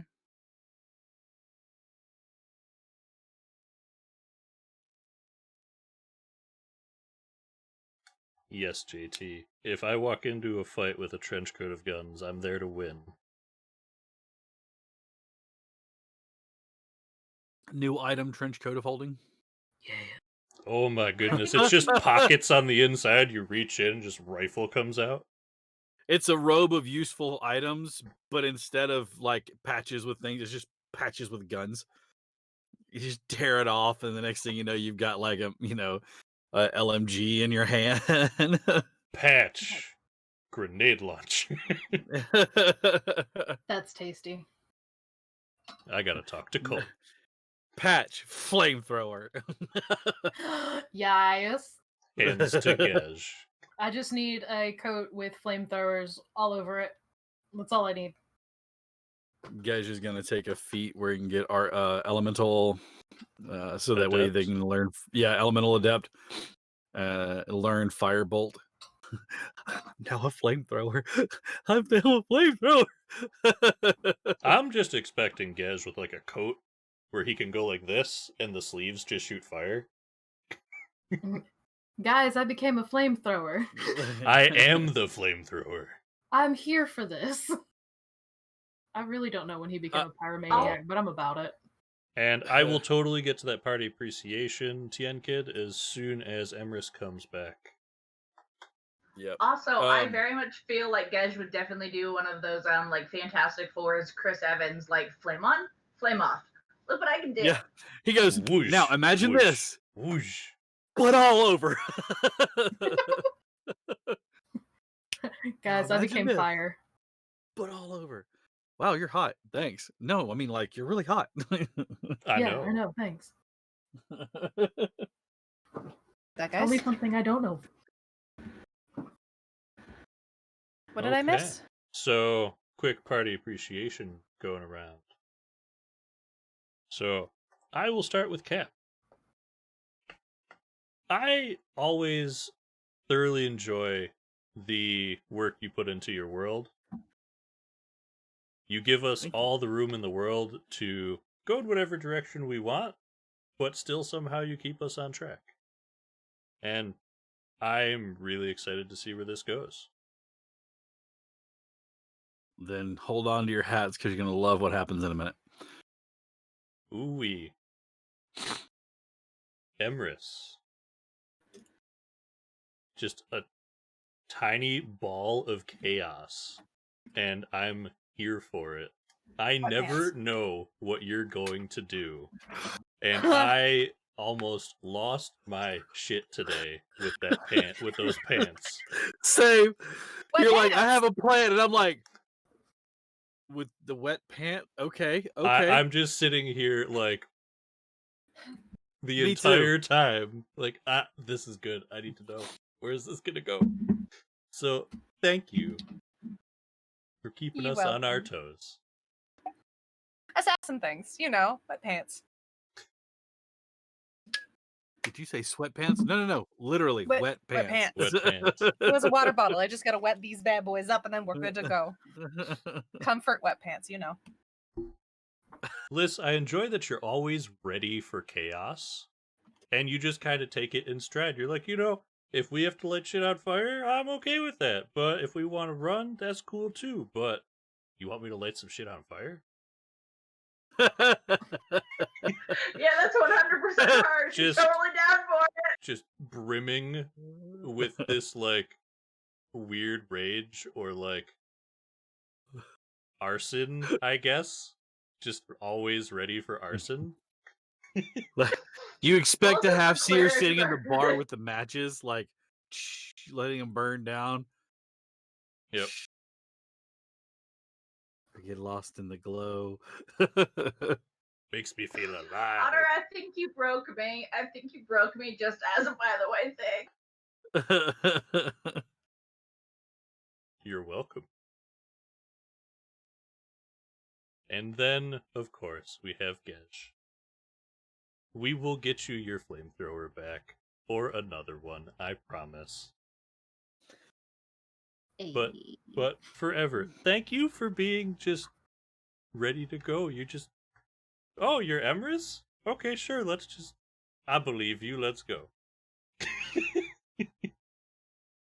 I have to admit, the party has a very unique dynamic. Mm-hmm. There are many times where I'm glad that you pair off in the way that you do, because I always feel like Emrys and Liz need an adult, and that just comes in the form of Moonin and Gej. If we ever send Emrys and Liz together anywhere, shit's either gonna be a on bakery's fire. getting burned down, but Emrys looks like a firefighter, but doesn't really know what to do, but has wet pants. Let's be honest. And Liz has a duck. Liz has a duck, Yes, guys. Liz It- has a duck. Unless they refuse to sell Liz something, she is never gonna set a bakery on fire.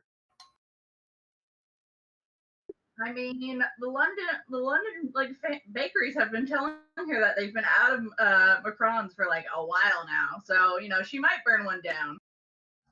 But yes, Stick your thank shit, you, Barry. thank you, Gej, for being the second voice of reason in the party. The adults in the room. Me Well, sitting I- here as the player, like, we should just send Liz and Empress off to do something and see what happens, and just I like know, watch right? from a distance. One of them's bound to grow up at some point, right? Maybe this is just the turning point. I love you, Spoiler but I alert. will end you. Spoiler alert, that never happens. They never grow up. I don't have to The grow. first time one of them makes like an adult decision, and the and Moonin and Gej are just over there. Gej is like, no, I'm just so proud. just They hang grow on. up so fast. They grow up so Very much the mom friend. Moonin's the dad. fast. Well, So thank you very much for the kind words. We appreciate that. Yes, Yeah. daughter. All right. So, one of the things you notice is as you're watching, standing back on the opposite side of the stable. So, you're on the western side of the stable. mhm. You can see something sticking out on the eastern side. You see a wheel, many spokes attached to what it looks like a bicycle. But the wheel is much larger and the front fender looks different than what you would see on a bicycle. Mm. The front bar, the front, the not fairing, come on. The front bars of it that race up to where the handlebars would be flare out and back down, Okay. making almost like a weird, like oblong triangle, and they're fitted around the spokes or fitted around onto the tire perfectly. Again, like I said, it looks like a weird bicycle.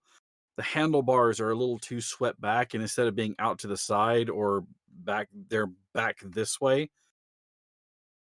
And you can see what appears to be a brake on this side and some weird like twist on that side. That's all you can And see of it is the front half. I'm gonna point this out to Liz, although I'm sure she probably sees it, and I'm gonna point in the direction to kind of flank around to get a better look at what's going on inside that stable. Okay. She So you guys are is gonna try to happy. Just gonna kind of flank towards like the pasture side so we can get a look in the door, but not like close up look in the door. Okay. As you approach, the horses are still like making noises and they're definitely turning in their stalls. They're something has definitely disturbed them. You know the operation of the owners of this. Some of these should be out to pasture already. They should be already out in their paddocks, and they are not. They are still within their stalls. Hmm. As you get closer, you see movement past the window in the upstairs apartment.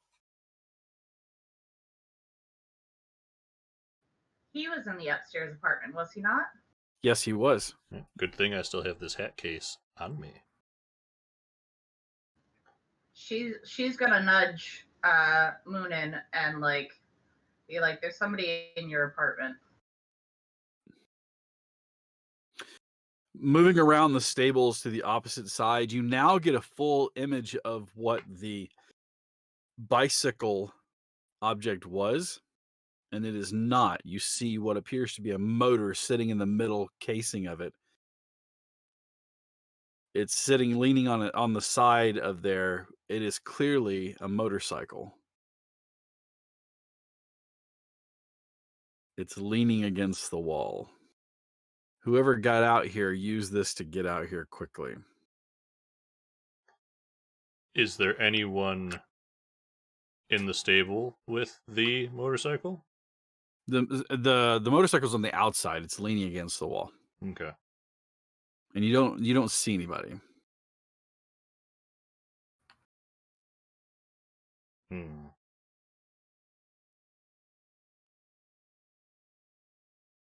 mean, I think we found a faster way out of here than the horses.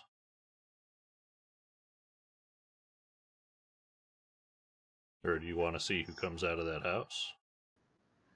Liz just kind of... So, because Liz is the soldier background, she technically has proficiency in the bike, correct? I'll allow that. You've seen them operated. I mean, they've been around since during the war. I mean, they were used in 1913, 1914, all the way up until now. They've obviously changed a bit, but you definitely recognize it, and you know how to operate it. You were entertaining a young soldier who was entertaining you, and he taught you the operations of the vehicle.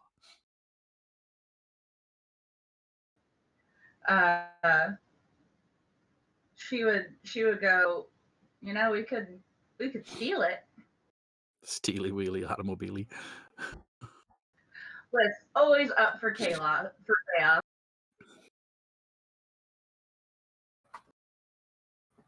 Well, I doubt they're going to find anything of use to them up there. I didn't really keep anything here.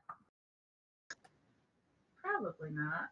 I mean, do you want me to steal it and drive away and you see who comes out of the house and then I'll come back and pick you up after some sort of message?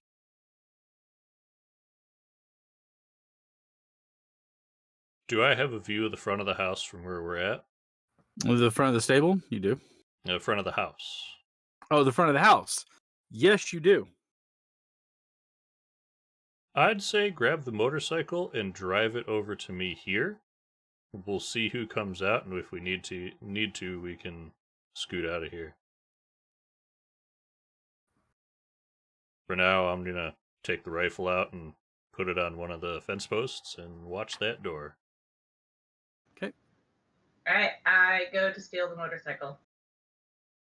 All right. You sneak over and grab the device. Are you going to operate it, or are you just going to like roll it over? She then looks at Moonin and like does a vroom vroom like motion with her hands and like tilts her head, being like, "Should I turn it on?" I'll give you a thumbs up okay back. If we want to get this person's attention, that'll certainly do it. So yes, she turns the motorcycle on. Well, she gets on it, turns the motorcycle on, and drives over to Moonin. Oh, so you actually turn it on? Fire it up? Correct. All right. The engine roars to life. As it does, a face appears in the window looking down. You can see what appears to be a man dressed in a button jacket, looking very much like the ones that chased you. He immediately leaves the window as you start to roll the motorcycle across the way towards Moonin. He immediately starts running down the stairs. As he busts through the doors of the stable, he reaches into his coat and pulls out a device. It looks like a box, like about that big. And he looks like he is a second.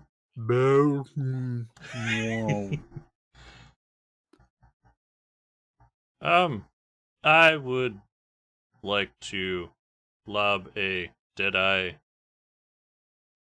shot and try and go for his hand. Okay. Roll to shoot hand. That will be with advantage from Deadeye. Just for giggles, we'll do sharpshooter. Yeah.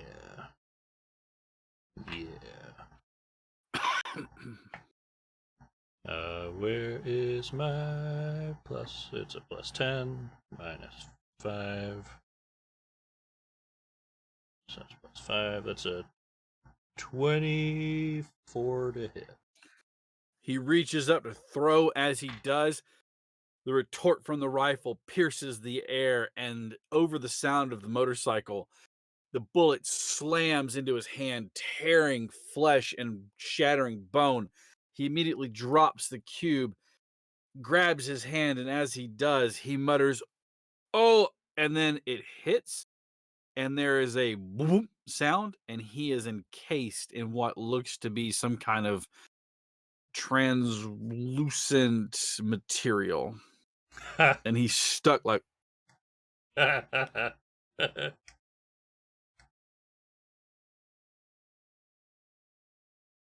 That's funny. the hand, like the you can tell that whatever has happened to him, there is enough pressure that it's like keeping his hand from bleeding. There's nothing moving. Okay. Liz No, makes her Snow Glob would have been more appropriate. Snow Glob. Anyways, he's like, just because I want to know, I rolled the damage for that. That would have hurt a lot. Probably would have blown his whole hand off. That was 19, 24, 26. I take it back. He's holding the stump of where his hand was. That plus Liz would have made her way all the way over to Moonin and then like turned the motorcycle like around so that she could like view the house and be like, is there anybody else coming out of the house, or did it look like there was just that one? Right now, you only see that one, and you're not sure about the familial house, the family house that's across the way from the stable. You still don't see anybody in there moving.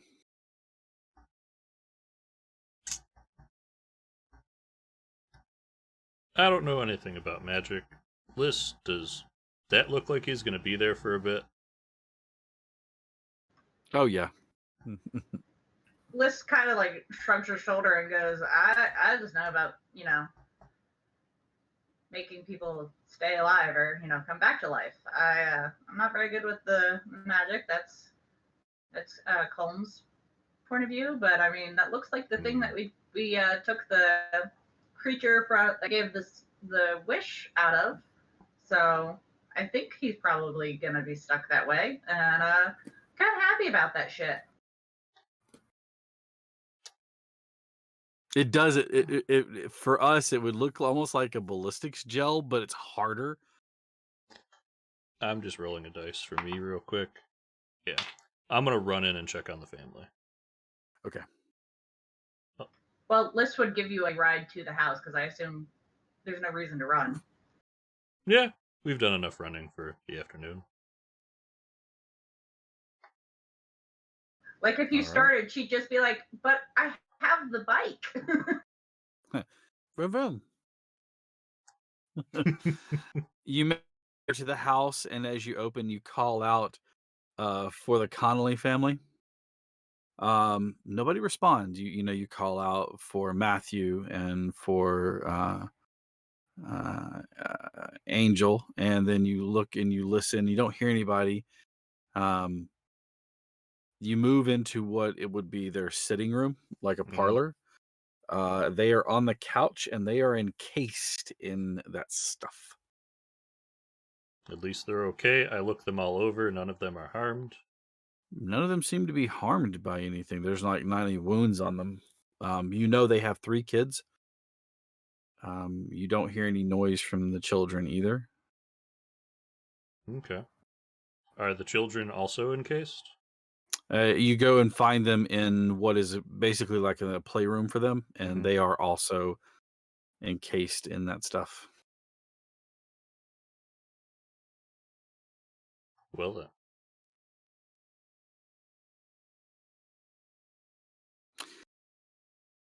Are you guys heading back into town? Are you going to try to break them free? Does Liz see or know anything about breaking them free? It would be an Arcana check. I'm not proficient in that. I can guess. She not wanted that, so she has even like less knowledge of what the fuck this is. Well, if my abode was compromised, I'm assuming yours was as well. Liz shrugs and just goes, I mean, I don't know about that. I mean, it could be, but the owners of my abode are not as nice as yours. As she like pointedly like looks up towards wherever they are in the playroom towards the children or up towards wherever the playroom is. Mm-hmm. It might be, but we can. How well do we think of our friends? Do we think that they're out yet, or do we think that they are still around? I mean, we could technically try to disguise ourselves and hang out at the whatever the tavern was. I can't remember it. I mean, as you said, we do kind of stick out. The bucket on the green. I mean, we have a bike. We could get there pretty quickly and hope no one sees us on the way. We could. And as she is saying this, she's looking around to see if there's any sort of like other scarf or anything of that material that she might be able to. I'm sure there's clothes from the family here. I mean, yeah, the family has clothes. You can find what you need. Yeah. While you are disguising yourselves and then heading back towards destinations, you two arrive at the bucket on the green, but draw up short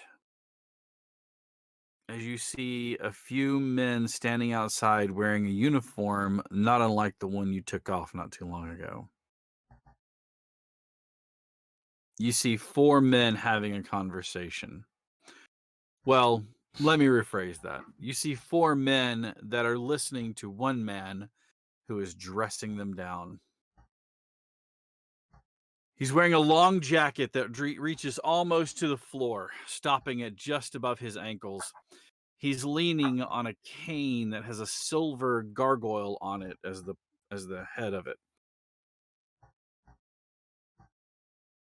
His mouth is drawn tight across his face in a thin line. His eyes staring daggers into the 4 men that currently have their heads bowed and their hands behind their back, knowing that they are being admonished. Not all of the words carry across the open way, but you can tell from the mannerisms that he is none too pleased. Do we know this man? Oh, indeed. Kristoff stands there looking at the 4 men, and one word carries across the open way into the alley where you are tucked back, and it is simply idiots.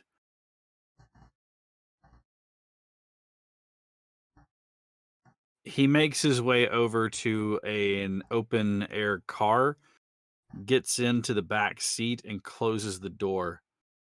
He then shouts, "Find them! Before they find Colm!" As the door shuts and he drives away, one of the men turns and looks at the rest of them. "Well, you heard him. Find them!" And the men disperse throughout the city. The bucket on the green seems to be cleared once more. Moonin and Liz, were you heading back to the bucket on the green? Quick question before we leave. Is there any, is it a hard casing around the people? Like, I can't interact with the people? You cannot interact with the people. It doesn't, form to their body. It's it looks like it's just a hard crystalline casing. It's okay. You tap on it. I was going to say I was going to rifle through the pockets of the guy who is at the house, but if he's in You could break him out and then rifle through his pockets, but you'd have to do something about him once he's out. I mean, he'll probably be screaming in pain a lot, so... I feel like he has more issues at the moment than like. You think that maybe keeping him in that case is the best idea for now? List would recommend keeping him in the case. Although if I brought him out of the case, I figure we could probably break the family out of the case. So, I mean, as far as the list knows, there's no breaking them out at this point. as far as Moonin is aware, this man is already well aware of what 1 round can do. I feel like we have a bargaining chip. Mm-hmm. List is pretty sure if we try to break this man out, he will probably bleed to death. And she doesn't really want to bring him back from the dead. But she does have speak with dead, so, you know. I assume that they're having this conversation outside of, like, the man. So if right in front of the case. Standing in front of the guy, just like, you don't know if he can hear you or not, but you kind of hope he can. Raymond! Hey, Raymond! Hey, buddy! Hey, Raymond. It's been a long time. We've missed you. You're never late. You've missed quite a bit, but we're glad to have you back with us, man. Good to see you. If anything, you need to watch the start of this episode later, just for Emrys's scene. You need to know. All we're going to tell you is wet pants, and that's it. we can't tell you anymore because it's just too bananas otherwise. Ah, my dude. And a party boon to bring him in. Excellent. So, all right. Is it worth trying to question this man? If he's going to bleed out, we can get information from him, because I'm pretty sure he's going to be in a little better of a mood now that he used his cube. I mean, we can definitely, try it. And like I said, I do have speak with dead, and she's saying this in English because she's pretty sure that the man doesn't speak Norwegian. If I get up real close in his face and move back and forth, do his eyes follow, or is he just like stuck? He looks like he is stuck. And when I say, like, let me make sure that I explain this. Imagine amber that hasn't been polished, and inside of that amber is a person. It's not like it's a sheen just over him. It's a thick casing, like it's like that thick around him on all sides. Okay. He's like stuck inside of it. Okay.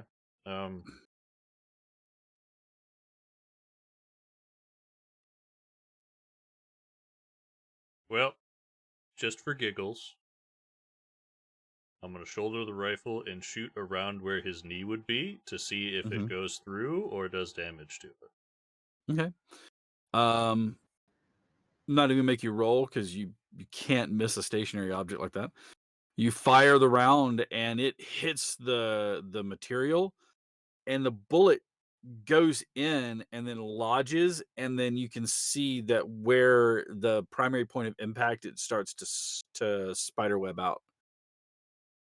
Well, we could break them out. Not a whole lot, but it does start to. You get the idea that this would take a lot of impacts to do. Feels like a lot of ammo for not a lot of return here. Well, we can leave him to think about what he's done today. And then you go get a rolling pin from the family and just start busting them out. No, she assumes that somebody will know how to get him and this family out. She didn't assume the family seemed like they were fine, right? Like they weren't harmed. They looked surprised, but I mean, they just got encased in this. I'm sure if their buddy doesn't show up, they'll send someone to investigate, and then they'll have to deal with this. Don't you know? All minions are fodder. Yeah. Look, he's good at his job. He just got caught off guard. That's what you get for leaving your bike out with the key in it. Always bring your key with you, bud. It's 1919. What key? What key? That's fair. That's fair. Take the tire with you. That was why I was not Take the tire. He's got a bike lock and chain with him. So he just locks it up everywhere he goes. I'll bet you he will from now on. Well, I don't think he's going to be driving motorcycles With from what anymore. Those hand? require 2 hands. Oh. What's his name? I guess it's Stumpy now. Yeah. Well, I guess we should try and head back into town. Okay. I don't want to be You here when they come looking for this guy. you mount up on the motorcycle and ride back into town. You arrive at the Bucket on the Green. The place seems emptier than before. But when you walk in, the bartender recognizes you. He leans forward. Even with our fantastic disguises. Oh, that's right. You have your fantastic disguises. As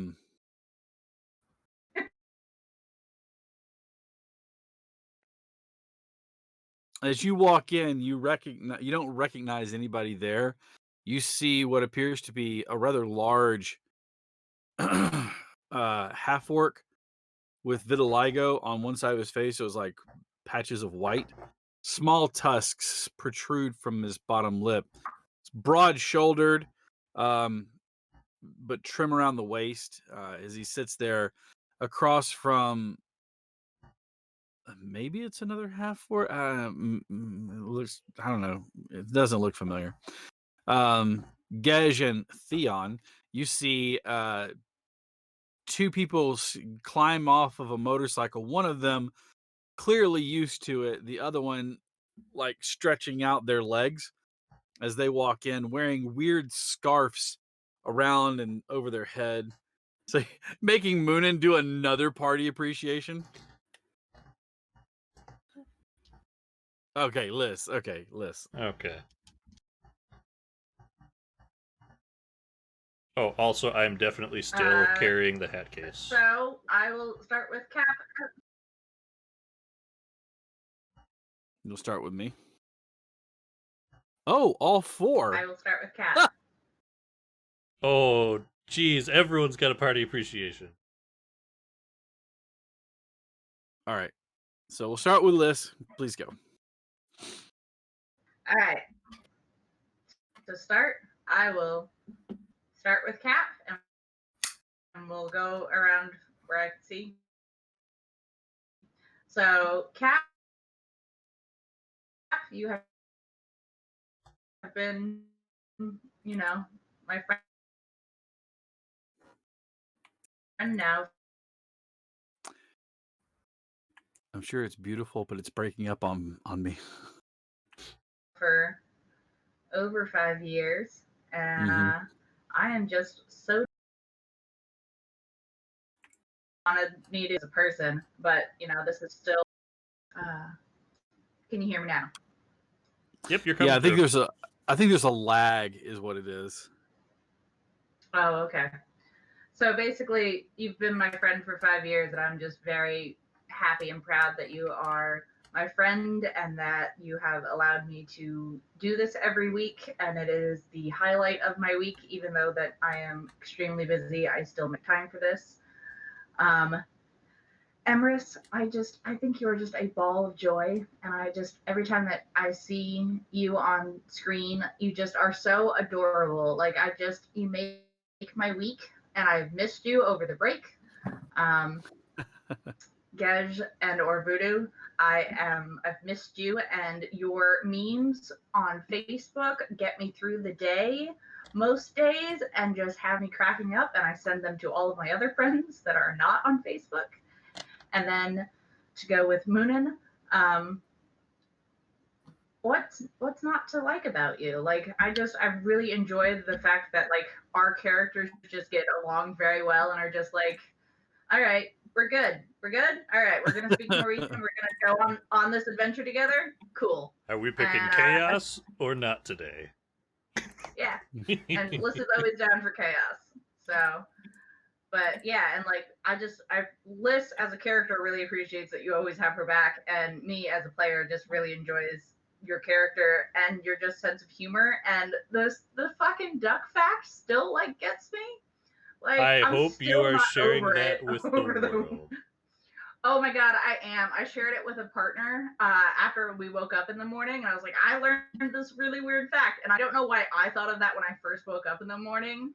But he's like, oh, what's the fact? And I'm like, 1 horsepower equals 300 duck power. And he's like, why are you telling me that? Do you want coffee? I'm like, nope, I'm good.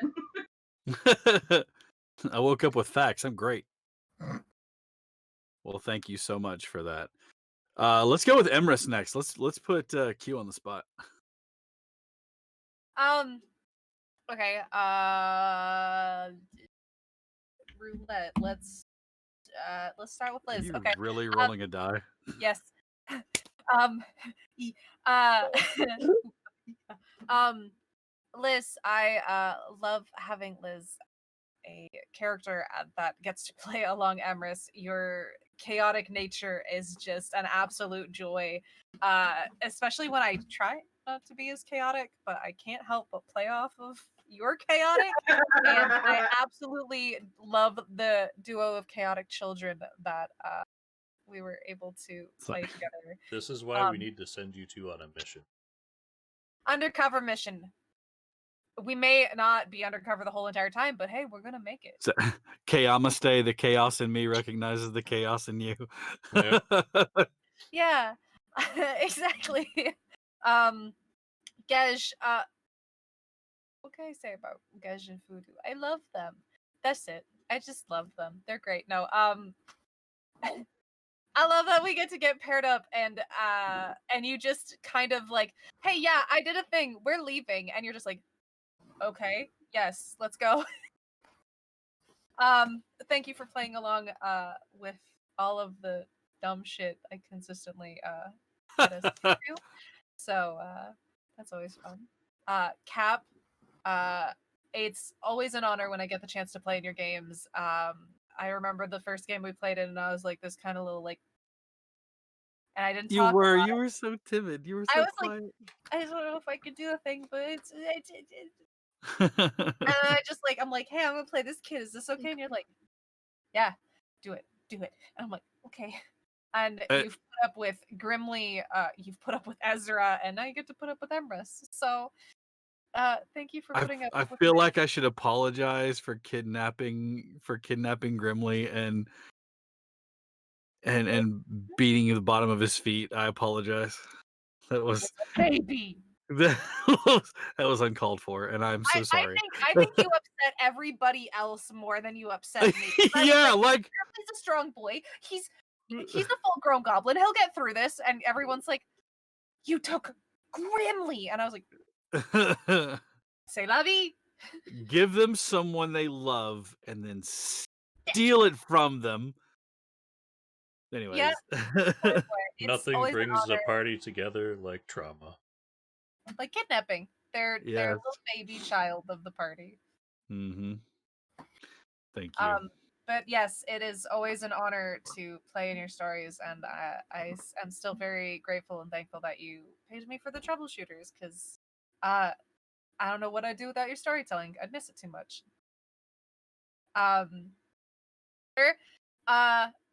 We do so many things together between gaming outside of Dire Bear and you dealing with my shenanigans inside of Dire Bear, especially between characters. So because you guys are what, 2 or 3 games together? Yeah, 2 games. This one and Thursday. We're in the Troubleshooters, and we're in Maddie's new campaign on Thursdays. A Knight's Ransom. Yeah. One of you is a glutton. That's all I gotta say. Glutton for punishment. No, I'm kidding. So I feel like that fits for Calyx. Yeah. I love playing with you. I love all the characters that you come up with, and thanks for being a friend. Thanks for everyone being friends, because I love all of you guys. Excellent. Thank you. Let's throw Voodoo on the fire now, Gesh. Just cricket noises. Sound effect. 404, Gesh not found. Error. It seems as though the person you are trying to reach has disconnected. No, I'm kidding. Suddenly, for Gesh real. is British. said I wasn't always. No, I'm kidding. I'm gonna start with the person that's like directly to my left on screen. I don't know. Moonin, Otter. I think you're great. Always gotta mention the beard because it's fantastic. But you're so kind and considerate as a human being, and I really appreciate that. And I also like how Moonin himself is just also rolls with the chaos. Like Liz is here, like, here, let's like burn down this thing, and you're like, man, okay, whatever. It's great, and I love it. I think it's fantastic. You can't always prevent chaos. Just roll with it. Sometimes you just gotta go, okay. Yeah, you're like the capybara of human beings, both in game and out of game. That is the best compliment I have ever heard in my life. You are the capybara of humans. That is fantastic. Liz. It's madness and it's great. Vixen. I'm very glad that you get amusement out of my memes, and I love it doesn't happen often, but these random facts that you send me are fantastic, and I appreciate all of them. I still know more about the alphabet than most people are probably humanly comfortable with because of you, and I appreciate that. You are very welcome for the rabbit holes that you sometimes send me down on that I have to know all of the information for. I really enjoy that. I enjoy you, and I think you're great. Emrys, I love you too. That's it. No, I'm kidding. No, it's like Gej loves his disaster children's. They're fantastic. It's wet pants, whatever. Okay, as long as you didn't pee them, I guess. Even if you did, do you need new pants? I love, for the record, that that's all the information Gej got was wet pants. We gotta go. Feels like I'm out with one of my kids. I wet my pants. We gotta go. Oh, okay. But Q, I love you. I think you're great as well. You, a lot like Otter, are just a very, very compassionate human being, and I think that's great. I admire that about all of you, actually, because you're very accepting, you're very understanding, and I appreciate it. All of you, including you, Cap. Like, I guess that's a general compliment for all of you. And Cap, I am super glad that my mother worked with your brother, and that led to memes on Facebook and us becoming friends, and that you were okay with my weird, grainy, kind of really awkward, thrown together audition and let me be part of the game, even though I was having a lot of, technical difficulty. And that that you're still, as the fantastic human being that you are. So yeah. Thank you. Yeah. Now, I'm not gonna make Moonin do another one. I'm sorry. Moonin did one. Sorry you missed it. Instead, I'm going to do mine, and then we're gonna get back on the rails for just a few moments. All right. I handpicked a group of players based off what I thought would be new and exciting and fun, and what I ended up with was a handpicked family. Q, you are one of my kids. You are just an absolutely just a fantastic human being. Gedge said it right. Gedge said that you're full of compassion and everything, and you really are. And it really comes through. If I'm having a bad day, you never hesitate to say, talk to me. Or, if I'm like, guys, I just don't have the energy, you're one of the first people that says, take care of yourself. And I just really appreciate the human that you are. Vixen, you're right. And I am going to correct one thing though. 7 years, not 5. We met in 2014. 7 years that we've known each other. So long. I said over 5. Oh, okay. I'll let that happen. I love you, adore you. I appreciate you. You have been just one of the closest people to me and it's really important to me. So thank you for being who you are, especially in my life. So I greatly appreciate that. Voodoo. So yeah, I kept seeing my brother tag this person in all of these posts that were D&D related. And then she kept seeing all of these things being tagged with my name in them. And so the next thing you know, my brother's like, yeah, you should really meet my friend and become friends. And I'm so glad, like you said, I'm so glad that weird 6 degrees of separation happened. It really just, it's one of the greatest things. And I'm so excited now because not only do I get to call you my friend, I get to call you my neighbor because you live like literally right over there. And so I can see you. And thank you for just being you. It's fantastic. I loved when you start asking me questions and really developing whenever I was coming up with all of this. And you started asking me all these flood of questions to get a better idea. And in doing so, you really helped me flesh out a lot of the things that I didn't realize I was missing in this world. And so it was fantastic to have that. As soon as you started asking those questions, I was like, yeah, I made a great choice here. So thank you very much for all of that. Otter, my brother from another mother. You guys, I cannot tell you, I don't love any one of these people more than any of the others, but I can tell you that I appreciate how much Otter puts into this, and not for any reason other than he wants this to be as awesome as I want it to be. Honestly, between Otter and Q, they do so much for me that is never seen and forward and put forth. I'm not hosting the Zoom where you guys are seeing this. That's Q. All of the slides and the transitions and all of the timers and all of the work that goes into it, that's all Otter. He's the one that put all that together, not only for my show, but for the others. And it's their selfless giving that is just, it really, I can't thank Otter enough for everything that he does and how much I just really appreciate how much he does for me. And just like, if he's just there to listen to me, play Valheim with me or whatever, play whatever it was, I'm like, hey, check out this thing. And he's watching me play in Tailspire, or we're playing Druids together because I'm having a rough day. And I'm like, dude, Who doesn't are want to you, beat up stuff as bears? I mean, come I on. mean, really, who doesn't want to just shove a dude off of off of the top of That a thing because you're was tired of dealing with him? the best. So thank you. And again, thank you all for being the people that you are. I've chosen wisely. And with that being said,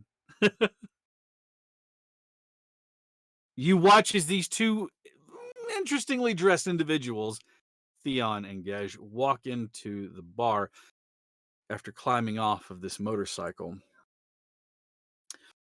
With perception checks as high as some of you have them, you easily recognize your allies in disguise that they are. You quickly gain each other's attention and head to the same table, the four of you back together again.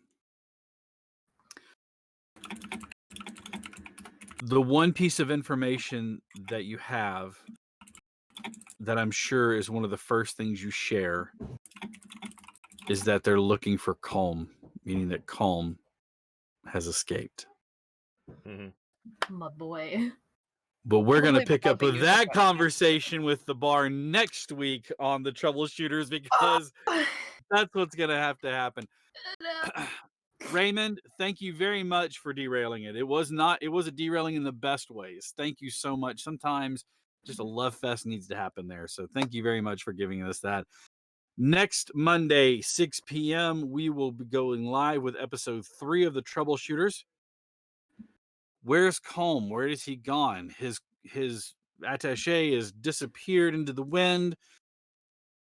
So we'll find out more in the next steps of these guys next week. Don't forget, tomorrow night we have Scion being run by Jason. Come by and join in as they run. Deca is in that game. And then on Thursdays, we have A Knight's Ransom, and that is Q and Otter are both in that. So come by and watch that show. Saturday, we have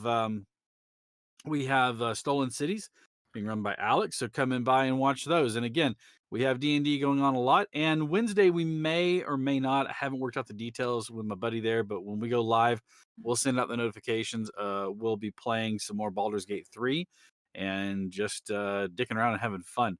Who knows? Maybe we may play Outriders, because I know there's a couple of people, and I'm looking dead at you right now. I'm looking dead at Q because you have it too.